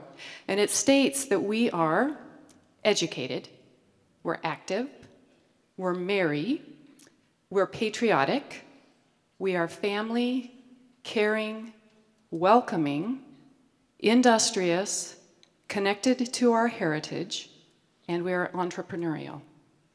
It also implies through the imagery and the statistics, the background music that's playing throughout this video, that we are also artistic and creative, we are diverse, we are mutually supported and deeply connected and inspired by this land and place. For me, I would also love to see in that video that we are compassionate. It does say that we are open. So, but I thank you for that video. And when I first saw it, I felt pride. Yes, I want to live in a place like that. And to do that, though, I'm recognizing that we do have to pay. So I'm willing to go with an income tax.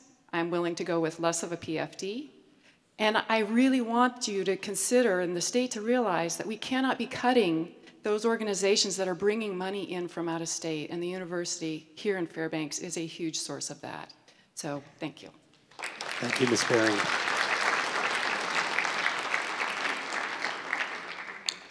Hello, my name is Pat Ivy. I am chairman of the board of the North Star Council on Aging Board of Directors. Speaking today, really as a private citizen.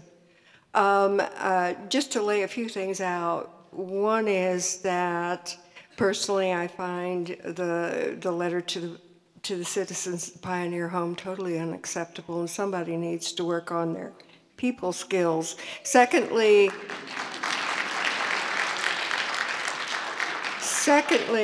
I just want to throw a few things out. Observations and so on. Seniors are proven to be the 7th largest economic driver in the borough. I rather imagine the University of Alaska is probably first. Last time I looked, it was when we had the crash in the 80s. No, by the way, real estate values crashed too because people were leaving in droves. I want to give a shout out to all of my fellow nonprofit colleagues who we do really rely on the community block grant. It funds, it attracts more private donations and other grant opportunities, so we really would appreciate keeping that in place. We have other obstacles to overcome in the budget cuts to the Department of Health and Social Services, so that's going to come back to grab us. I'm reminded that from what I see that we'll get $3,000 in a permanent fund, or that's the intent of this budget, to save enough to give us all that. Well, you know, by the time you get through paying an increase in, you pay income taxes and you pay an increase, and I suspect we're going to get a larger mill increase to the property taxes just because of what's coming down the pike. We will be forced to do that. That is going right back to fund the government, so it's a wash. I would like to see us, in the words of one of our former presidents, Mark Hamilton, who came in here as a general officer in the Army, a general, and the first thing he says is, "You're in big trouble, otherwise you wouldn't have hired me." He was a field officer that negotiated the peace in a South American country. And what he proposed, and it was, we're equidistant to every major port in the world. Number one. Number two, we should be putting money into shovel-ready projects that bring revenue in immediately. I know there's been some innovation conferences and that sort of thing. We need to get it going. We need to get things straightened out. No, by the way, bring back ACES. That's the structure that was formed to make sure that Alaska received its fair share of oil revenues, and that didn't last very long because those who are working for the oil company made sure that it went away. So in closing, I would like to pay, I'll pay state income tax.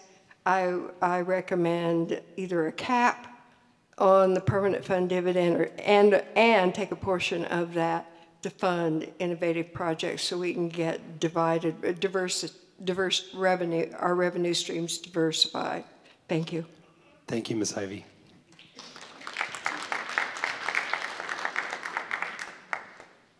Good afternoon, Mayor. My name is Brian Birmingham. I've only been in the state for about 13 years, but looking at the proposed budget, and I have to thank you for live streaming this. That's how I watched most of this till I arrived. If you look at the top 10% of people make about $166,000 a year. So why are we paying 4 positions in the school district more than that amount? If they were going to make a cut, you don't cut a teacher. You cut down the administration costs. And that's the biggest thing Dunleavy's proposal had. If you read the side notes, he wants to see administration costs cut. Also, for property taxes, I think our property tax rate has gone up quite a bit since I've been here. Would I be willing to pay more? Yes. But why are nonprofits getting a tax break on their property taxes if they are making over that to be in the top 10% of the U.S. of earnings? If their CEO or their chairman is making that amount, they should not be getting a tax break on their property taxes. That would include any religious or nonprofit, government pay area. I just think that everybody should be taxed equally. And that's by the mill rate that y'all set. Thank you. Thank you, Mr. Birmingham.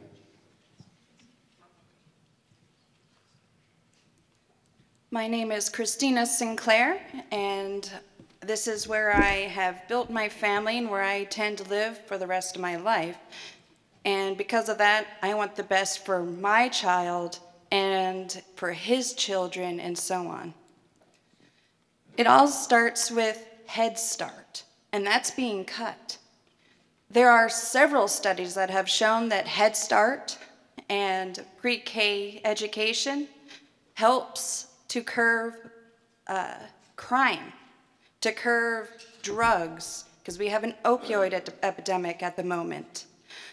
There is a lot that we have a problem with now that can be solved with education. We need to fund education, and it starts them young. Prenatal services, it starts there with mental health evaluations and making sure mothers get what they need. There is a lack of that in this area, and that is disgusting. It is disgusting how many times I have seen children with fetal alcohol syndrome because the mother couldn't get the help they needed. That is sad, and that needs to change. And we need to keep funding these programs to ensure our future, because right now the present kind of sucks. Thank you, Ms. Sinclair. Good afternoon, Mr. Mayor. My name is Paula Long, and I am here as a representative of the Presbyterian Church to share a letter to Governor Dunleavy, which was approved by the Presbytery of the Yukon on February 23rd. It goes like this. Governor Dunleavy, greetings in the name of our Lord and Savior Jesus Christ, from the Yukon Presbytery of the Presbyterian Church, USA. From Anchorage to Utqiagvik, from Delta Junction to St. Lawrence Island, we are a people affirming the divinity and humanity of Jesus Christ as the compassionate teacher of God's word, the ultimate healer of God's people, the reconciler of those held in bondage, of poverty, injustice, and sin. We collectively confess our deep Christian concern for your proposed budget that negatively impacts the most vulnerable of God's children through drastic cuts to funding of health care in our rural villages, teachers and students in our public schools, and college and trade education for a wide variety of Alaskans. We also collectively and with one voice pray for your discernment, realizing the state of Alaska's economic situation. Like the church, you with the state legislature are called to be good stewards of God's resources, regardless of the scarcity or plenty. As good stewards, we have a duty to make decisions that are sometimes hard, painful, and unpopular, and so we collectively pray for our state, its people, and our elected officials. Christ's teachings and his living example lead us to care for all people, especially this vulnerable populace. If we are to follow this example, then funding for education, healthcare, prisons, and assistance to those experiencing poverty should be the last things cut. We understand your unique position, but we implore you to find better solutions for the revitalization of Alaska and not to jeopardize our future. We would like to join you in partnership towards a better tomorrow. In the spirit of God's Hope, Presbytery of the Yukon, Presbytery, USA. And this letter will be sent to all our legislators and also to our representatives in Washington, D.C. Thank you. Thank you, Ms. Long. Good afternoon.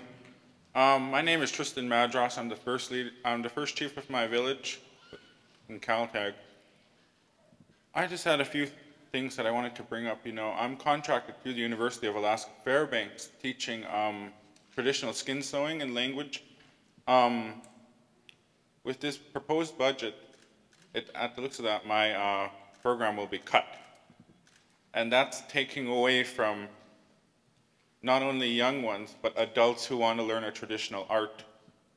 And in a way, to me, that's not preserving our culture. That's taking it away from them. I am not in support of Governor Dunleavy's budget, but what I did want to bring up was income tax. I think that should be implemented because we have a number of out-of-state workers that work in the oil field. They make thousands of dollars and then they leave. Then when they go to draw from unemployment, it's the Alaska unemployment that they draw from. And I heard an elder saying this. She said, you know, nothing is free. We have to work for what we get. And I believe, you know, I believe in her saying that. Because growing up, that's how we had to do was work for everything we had. And thank you. Thank you, Mr. Madong.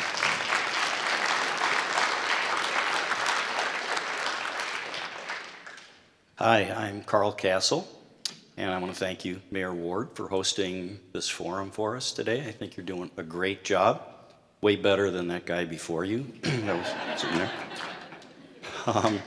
I've lived in Alaska quite a few years, long enough that I paid an income tax and a school tax previously, and we had a great economy back then when we were doing that and paying our way. Wasn't born here. I was born in the land of the Iroquois Nation. And the Iroquois natives believed that all major decisions should be made looking at a horizon of 7 generations. And I'm afraid that this budget has a horizon more like maybe 7 months or less, and not 7 generations. We're not thinking about a lot of things that are going to be impacted, both initially and the narrow focus that you've talked about, the direct immediate impact to the borough. But the ripple effect through our community is going to be catastrophic on the economy. It started already. I'm aware of several high school juniors and seniors that were planning to go to UAF that are now investigating schools outside. We know that those students have a tendency of staying outside after they graduate. We're losing our children and our talent because we don't want to step up and pay a few dollars. I find that distressing. I know a number of contractors. I was a general contractor myself, and I spoke with 2 recently, and between the 2 of them, since this budget was put out, just the discussion and the uncertainty of what's coming forward, they've lost over 60% of their work that they had signed for this summer is now not going to happen in this community. That's huge. That's huge. And we're talking about jobs. What's the ripple effect to our business community when all those people leave this town? I find it distressing. I also find it distressing when we get a dividend check. That's wonderful, but you know, we pay income tax on that. So right away, out of the couple $2 billion that the state's paying out, about 1/4 of that goes to the federal government right away and isn't used in the state of Alaska. If we could use that money more wisely, or the state could, we could run that through our economy to the benefit of all of us and actually save ourselves money. Thank you. Thank you, Mayor Council.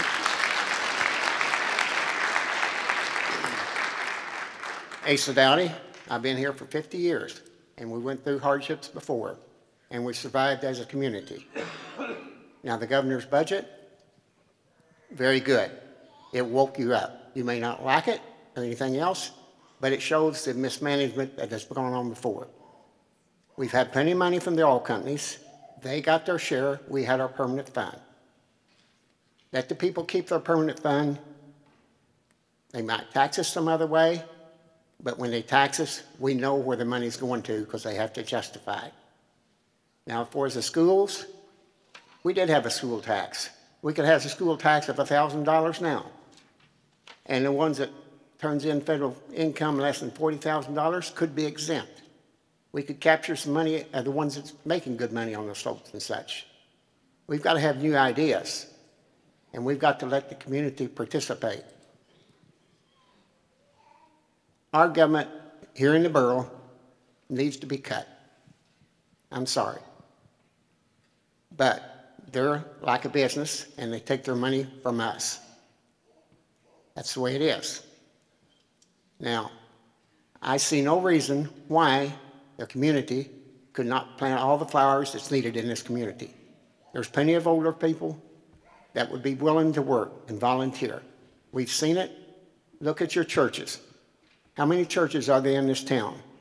They weren't built by public money. They were built by a community of people, a small group. We are a community. Let the people themselves participate, and we'll come through this just fine. Thank you. Thank you, Mr. Dowdy. Thank you, Mr. Mayor. Mike Welch. I'm the mayor of the city of Northville, Alaska. Well, there are a lot of people here today that show me that they have trust in us as their local elected officials, and they have hope in us to do the right thing to represent the needs of our community. And to them, I want you to understand that I will not misplace that trust and hope.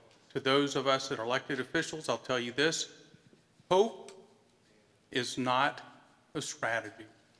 Hope is a virtue. We will have to work harder than we ever have before to make sure that the governor and the legislature know what our community needs and wants. On a note of that, this past Thursday, we had our military civilian committee meeting where we were told by the garrison commander at Fort Wainwright and echoed by the wing commander at Eielson that people do look and read and see. They probably even look at YouTube to see what we're streaming today. But those of us who think that spouses and their family will come up here, if there's going to be no jobs for them, not an adequate education system for them, not good homes for them, we're mistaken. This big dream of the big expansion that would be the biggest expansion in the modern Air Force, and what that can do to expand this borough's population, could all come to a halt if those people decide not to accompany their spouses up here to these installations. The soldier, the sailor, the airman, the Marine, they're told, they're given orders to go, but their family is not.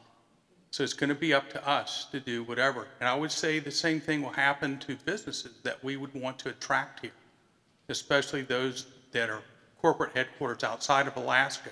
We're going to have to show that we have enough sense to put down stability to attract them here, as well as those military families.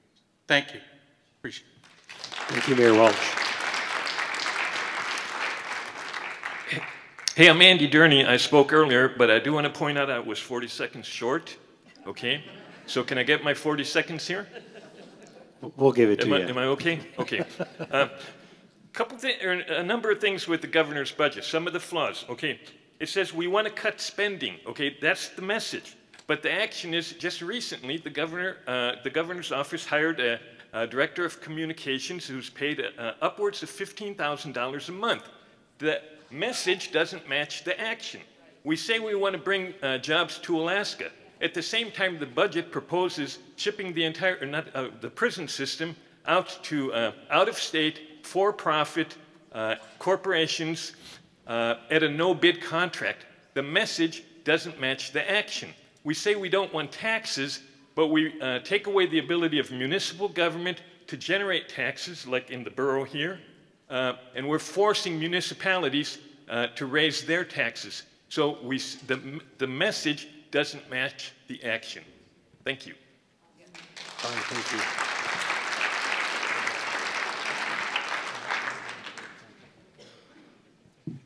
Hello, my name's Kalen Sunnyboy. I'm from Nenana. I'm a lifelong Alaskan.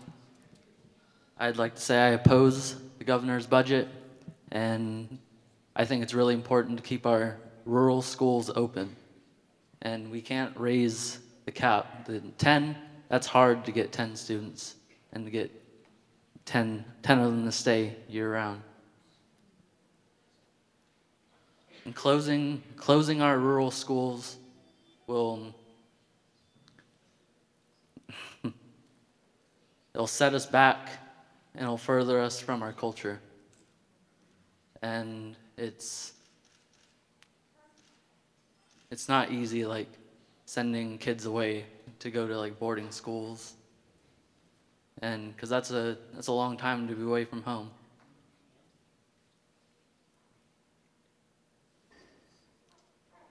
And the education cuts, that's cutting a lot of music education too.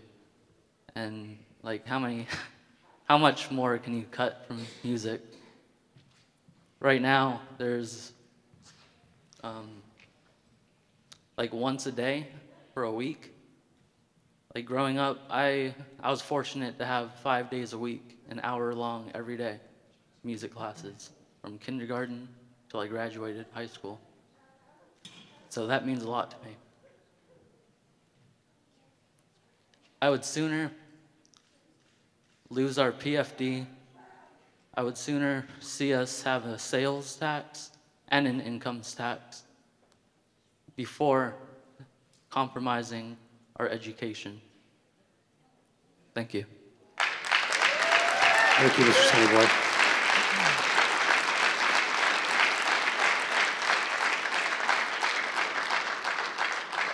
Hi, my name is Vincent Smith, lifelong Alaskan, product of the 12 through K system, currently going to UAF. Don't agree with the budget whatsoever. Cutting from Medicaid and education is not the answer. I can tell you from my perspective, any kind of extra PFD would go directly into savings to pay for that extra mill rate, because I do own a house, do own property. And anyone that says that they don't own a house, they don't pay property taxes, they do through their rent, because rent would go up. It'd be a trickle-up effect. That's all it would be.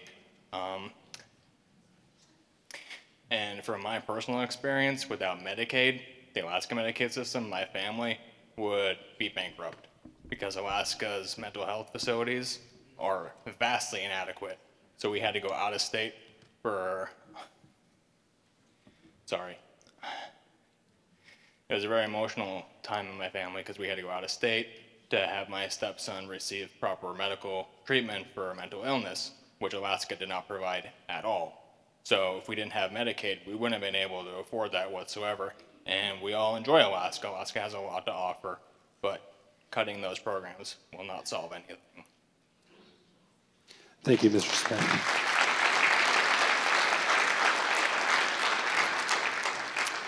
My name is Lisa Meath. I'm a 48-year resident of Fairbanks, and my husband and I are property owners here. We have 3 children. They've all attended the public schools, graduated. I have a daughter at UAF. My husband and I also graduated from Fairbanks local schools. I grew up in family businesses. My parents had lots of businesses, and I fully understand the importance of a balanced budget and living within our means. I also adopt animals from the animal shelter. I take my kids to the library. I swim at Mary Saya Pool. Before I came here, I went to the Central Recycling Facility, the amazing facility that we have, and recycled my products. My neighbors use Van-Tran. My students have gone to camps. My kids have gone to camps. We have to be committed to this community and to our marginalized populations and those who may not be able here to speak for themselves. Thank you so much to those who came to speak on behalf of the nonprofits and for the children. I'm willing to cap our PFD. Certainly do not need the retroactive that former Governor Walker wisely limited. We're willing to pay a school tax and a graduated income tax. I agree with speakers earlier regarding that this is an opportunity. Thank you again to the mayor and the borough for having this opportunity. Thanks so much to all the people here. Please stay involved. Watch Gavel 360. Testify to your policymakers. Send your emails. Let's show that we really are willing to invest in this community. We're willing to tighten our belts, but we need a reasonable budget. Thank you. Thank you, Ms. Mead.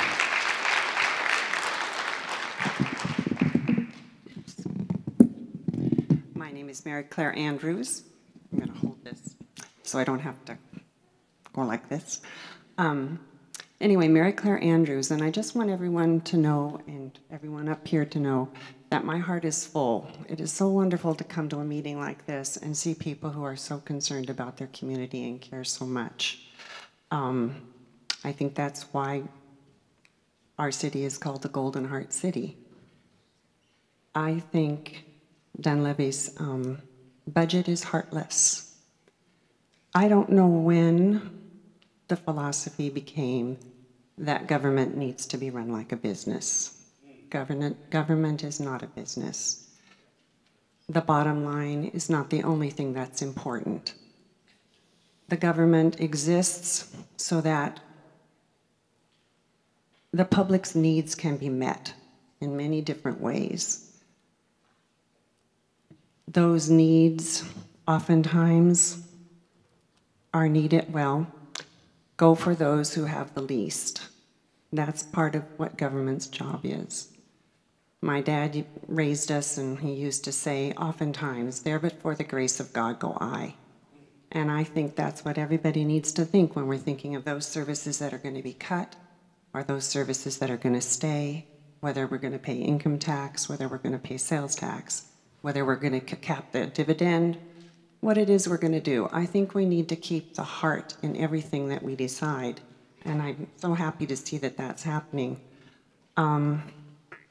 One thing I want to see, besides my heart and love, is I want to see people getting angry.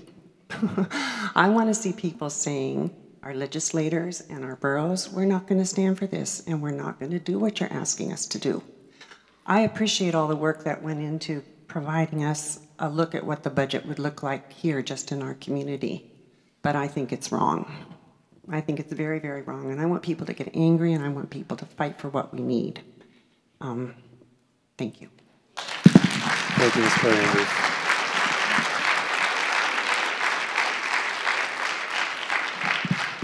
Mayor Dan White, University Chancellor.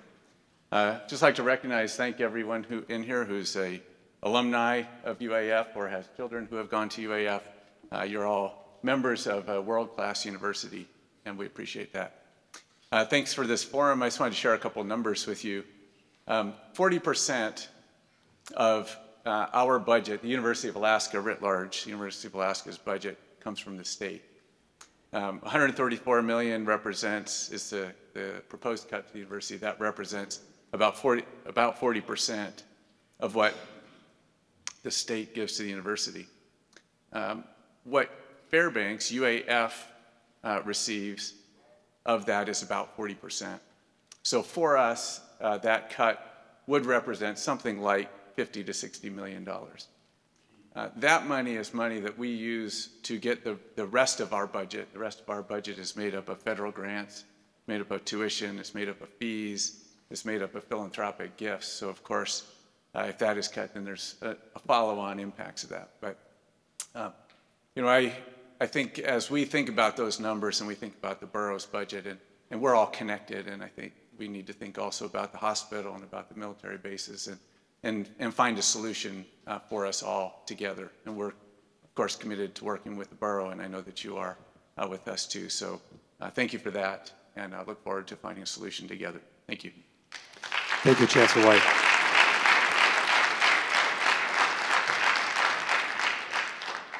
Hello there, Bryce. Thank you for this opportunity. I'm Ina Welch. I am a city council member out in North Pole. I'm also a resident of this borough since '99.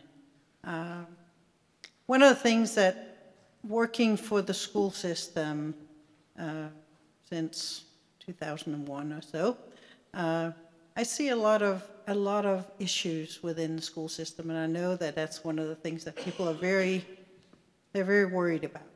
I find, unfortunately, that what I see a lot is that the needs of a few outweighs the needs of the many. That there are a lot of issues with behaviors and no way really to deal with that. I will take that up with the school district later, because I intend to talk to them also. Unfortunately, I think we have gotten used to, in this state for a very long, long time, that we use OPM, other people's money. We get all the grants, we get all these things, and we have gotten used to services. And it was mentioned out in North Pole earlier. We've gotten used to all these services that people get in big cities and stuff. We want all these things that everybody else has. Well, this is not everywhere else, this is Alaska. I think we need to be more self-sufficient. We need to work on getting a better industry up here. We need to be able to make more money, make more revenue, not just depend on oil and on a few little things. We need to diversify our way of doing things. And it's been brought up several times that we have a lot of, just recently with somebody was telling me, the amount of money that we send out of the state in unused products, for example. Why are we not doing something with it? Why aren't we developing these things? So we need to look for more revenues, and I'm hoping that that's what we're going to do. And yes, I think we do need to pay for the services, if that's taxes or otherwise. Thank you. Thank you, Councilmember Welch.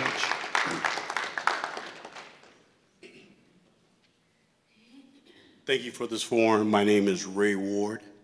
I was born here in 1956, so a lot of progress, but wow, we're going backwards. Like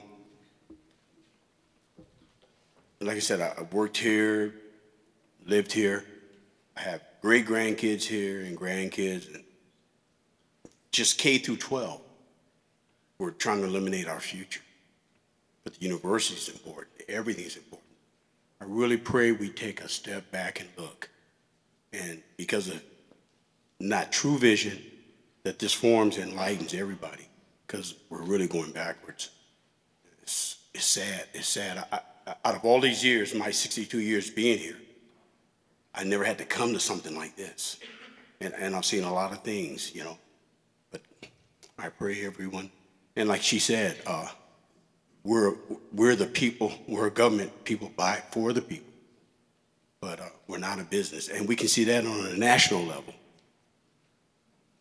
We've done wrong there too, I think, but please, let's help our state. And one thing we can do is, I say Scott Kawasaki up there, when we talked and he got elected, I asked that we help ourselves even think about getting local hire. Half our money leaves the state up north. It's pitiful. The permanent fund is all right, but we need to fight for ourselves with local hire and get to where these oil companies don't import all these people. Train us in local hire throughout the whole state. Thank you very much. God bless. Thank you, Mr. Ward.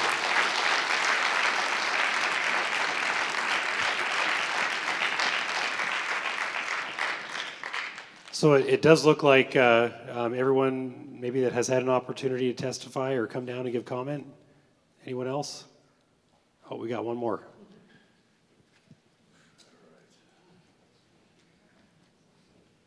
Good afternoon. I am ill prepared for this. I expected to see a lot longer line, but my name is Pearson Robert Kennedy Crosby. I'm the Veteran Service Officer for the Golden Heart VFW in the city.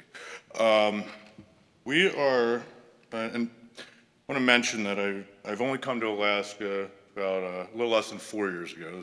It was my fourth winter. But I have been very concerned with the veterans' health care up here. We have the largest population per capita in the United States. It's 1 in 10. So every 10 people, there's at least one veteran in our state. I am a 100% disabled veteran from my time in Iraq, and I've just seen a lot of neglect, maybe, I don't want to say neglect, but services that should be available to every combat veteran or service-connected veteran that we don't have here in the city or the borough. It's hard to get guys in for behavioral health treatment. We have the Veteran Center in the middle of town, but that's only open to veterans that have seen combat. Now, I'm sure everyone knows that there is trauma that can be can come from other issues with the military besides combat. Military sexual trauma is a huge thing right now. A lot of people are coming forward. But my question is, what is going on with that? I mean, we, as the largest amount of veterans per capita in this country, is there any hope for us? And yeah, is this all we have? You know, because we're one of the few states that don't have a veterans hospital in our state. I mean, Anchorage was listed as the 54th best place for veterans to have a home in the country, and I mean, Fairbanks isn't even on the list. I think it was a list of 500. And don't quote me on that. Like I said, I just came here to take some notes and I got here late.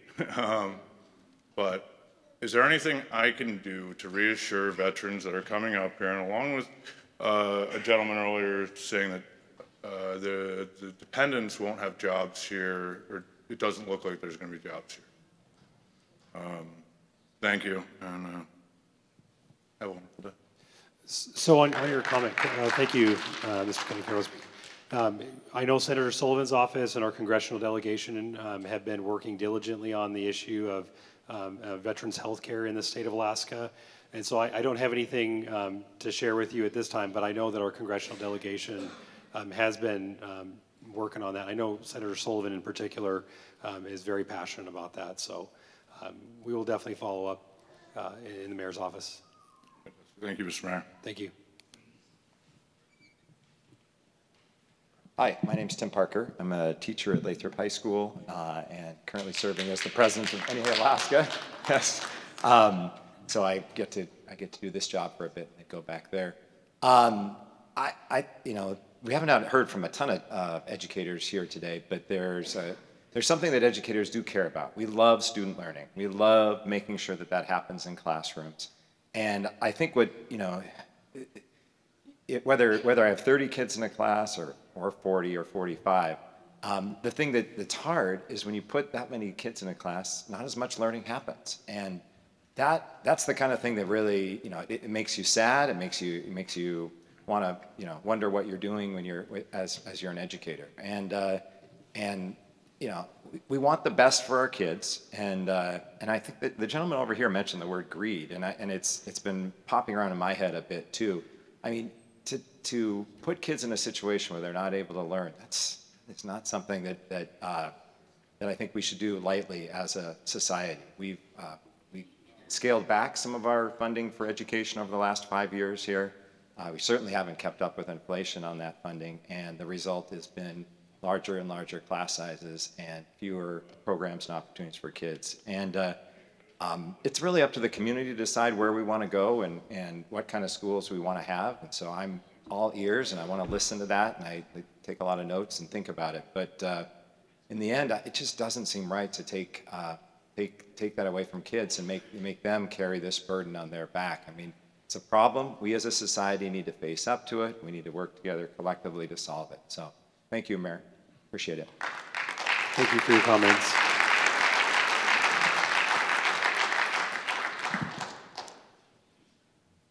My name is Charlotte Basham, and I have a question. What is going to happen, maybe perhaps you covered this, but what is going to happen to the comments, all these comments that were made today? That is a wonderful question. So as was mentioned earlier, we are live streaming this, so this video is going to be made available on the website, on the borough's website, for anyone that wants to watch afterwards. But after today, we're going to be taking all of the oral testimony that we've had, all of the written testimony that's come in through the comment cards, and then we also do have the survey that's on the website right now as well. All of those things will be put together in a single document that we'll be able to share with our legislators, our governor, and then also the rest of the community. So it'll probably take a week or so to put all that together, but we're hoping to get it out here pretty soon. Okay, thank you. I would also encourage everyone here who has made the comments to send their comments on to the governor and the legislature. I mean, individual comments as well. Yes, that's definitely a great idea. And I just very quickly speaking, I did send a letter, and I'm not going to read it today because in the interest of time, but just I do think that the governor's proposed budget is ill-conceived, and that we do need to, I agree with the comment about we need to stand up. We need to say, no, this is not acceptable. And I also agree with those who have said that I think the revenue source needs to be considered, taxes or capping the permanent fund. That's it. Thank you. Great. Thank you, Ms. Passion.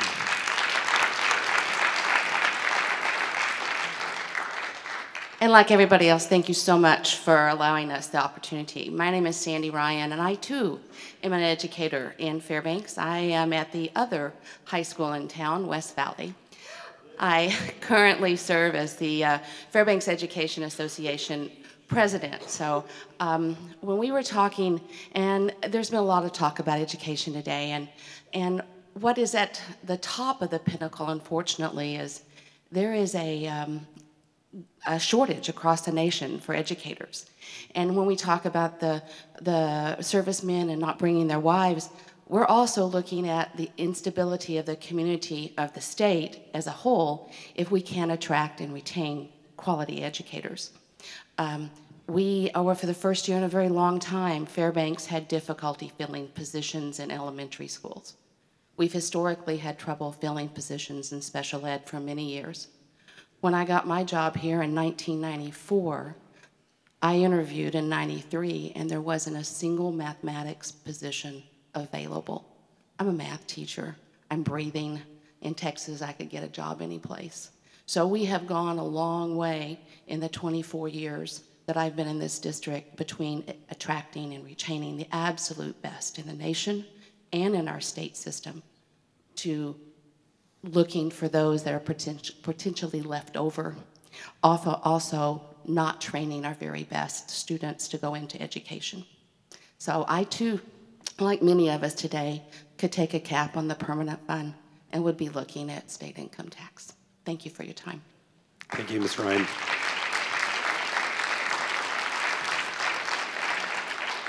So the presentation that was shared earlier today is going to be made available on the borough's website, as well as the video in our survey.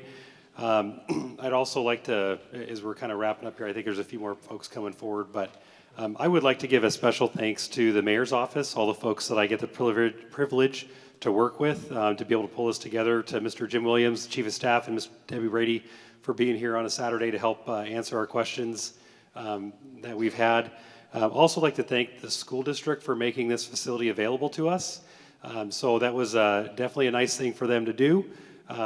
Looking at places where we could have as many people as we'd hoped to have at this type of event was a great opportunity. And then also to Jonathan Huff with his team of professionals who've been helping us stream this and then also put on the production today. So little plug for everyone that's been involved in this process. And we do have some more testimony. Tim Doran. I just wanted to say thank you for doing this and thank the Assembly and the Borough for taking leadership on their resolution opposing the governor's budget. I think that was a very important step. And in line with that, what I really liked about the resolution is you took a broad picture to it, that it's not just the bits and pieces, it's the entirety of the proposal that's out there and the ripple effects that you've taken as a formal statement that is detrimental to our community and to our state. So I really want to thank you for that. And I'd like to just say that I think for the legislature, it would be very helpful, as you pointed out in the resolution. Right now, the proposed budget creates a bit of a chaos. And we've heard comments about that today, especially with contractors and people deciding whether they're going to stay, whether they're going to come, where their jobs are, what does it mean to their families. If the legislature would take at least some of the items off the table, whether it is the oil and gas property tax, that has to change in law. So maybe that comes off the table. They passed a forward funding for K-12 education. Take that off the table. That's already there from last year's legislation. For the university, if there can be things that are taken off the table, and I mean, I'm just going to leave it open for the legislature, but the more they can take off the table at an early time, even though there may still be some pieces of the budget that need to be worked out, makes a difference for our community. But thank you for what you've done today. Thank you, Mr. Dorn.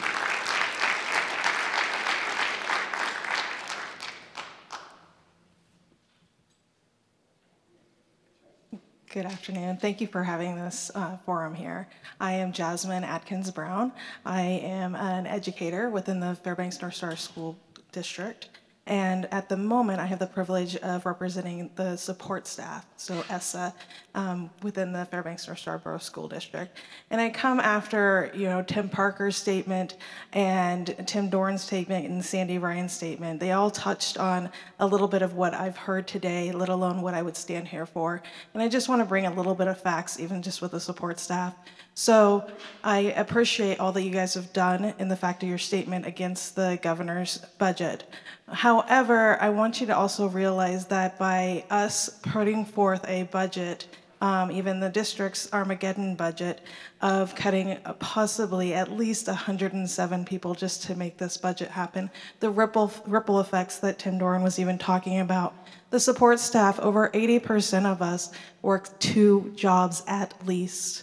And this isn't just in the summer and then we work in the school district in the winter too. we work that year round. And if our people are looking at being cut yet again this year to make this budget work, we are looking outside. And unfortunately, if we build our homes here, I'd hate to see what our economy does as we leave. Again, that would be over 107 positions that they're looking at cutting in order to just meet that budget. Let alone retirement, which Sandy kind of touched on too, is how do we retire? I know that some of these issues come towards the state and asking how are we going to fix this, but I know as the borough too, in order to, cover our students and educate them efficiently, that also means how are we going to do that with our educators? And that also means support staff. That means custodial, maintenance, tutors, healthcare, and so on. That is just some of the support that we give. Thank you so much for your time today. Thank you, Ms. Atkins-Brown.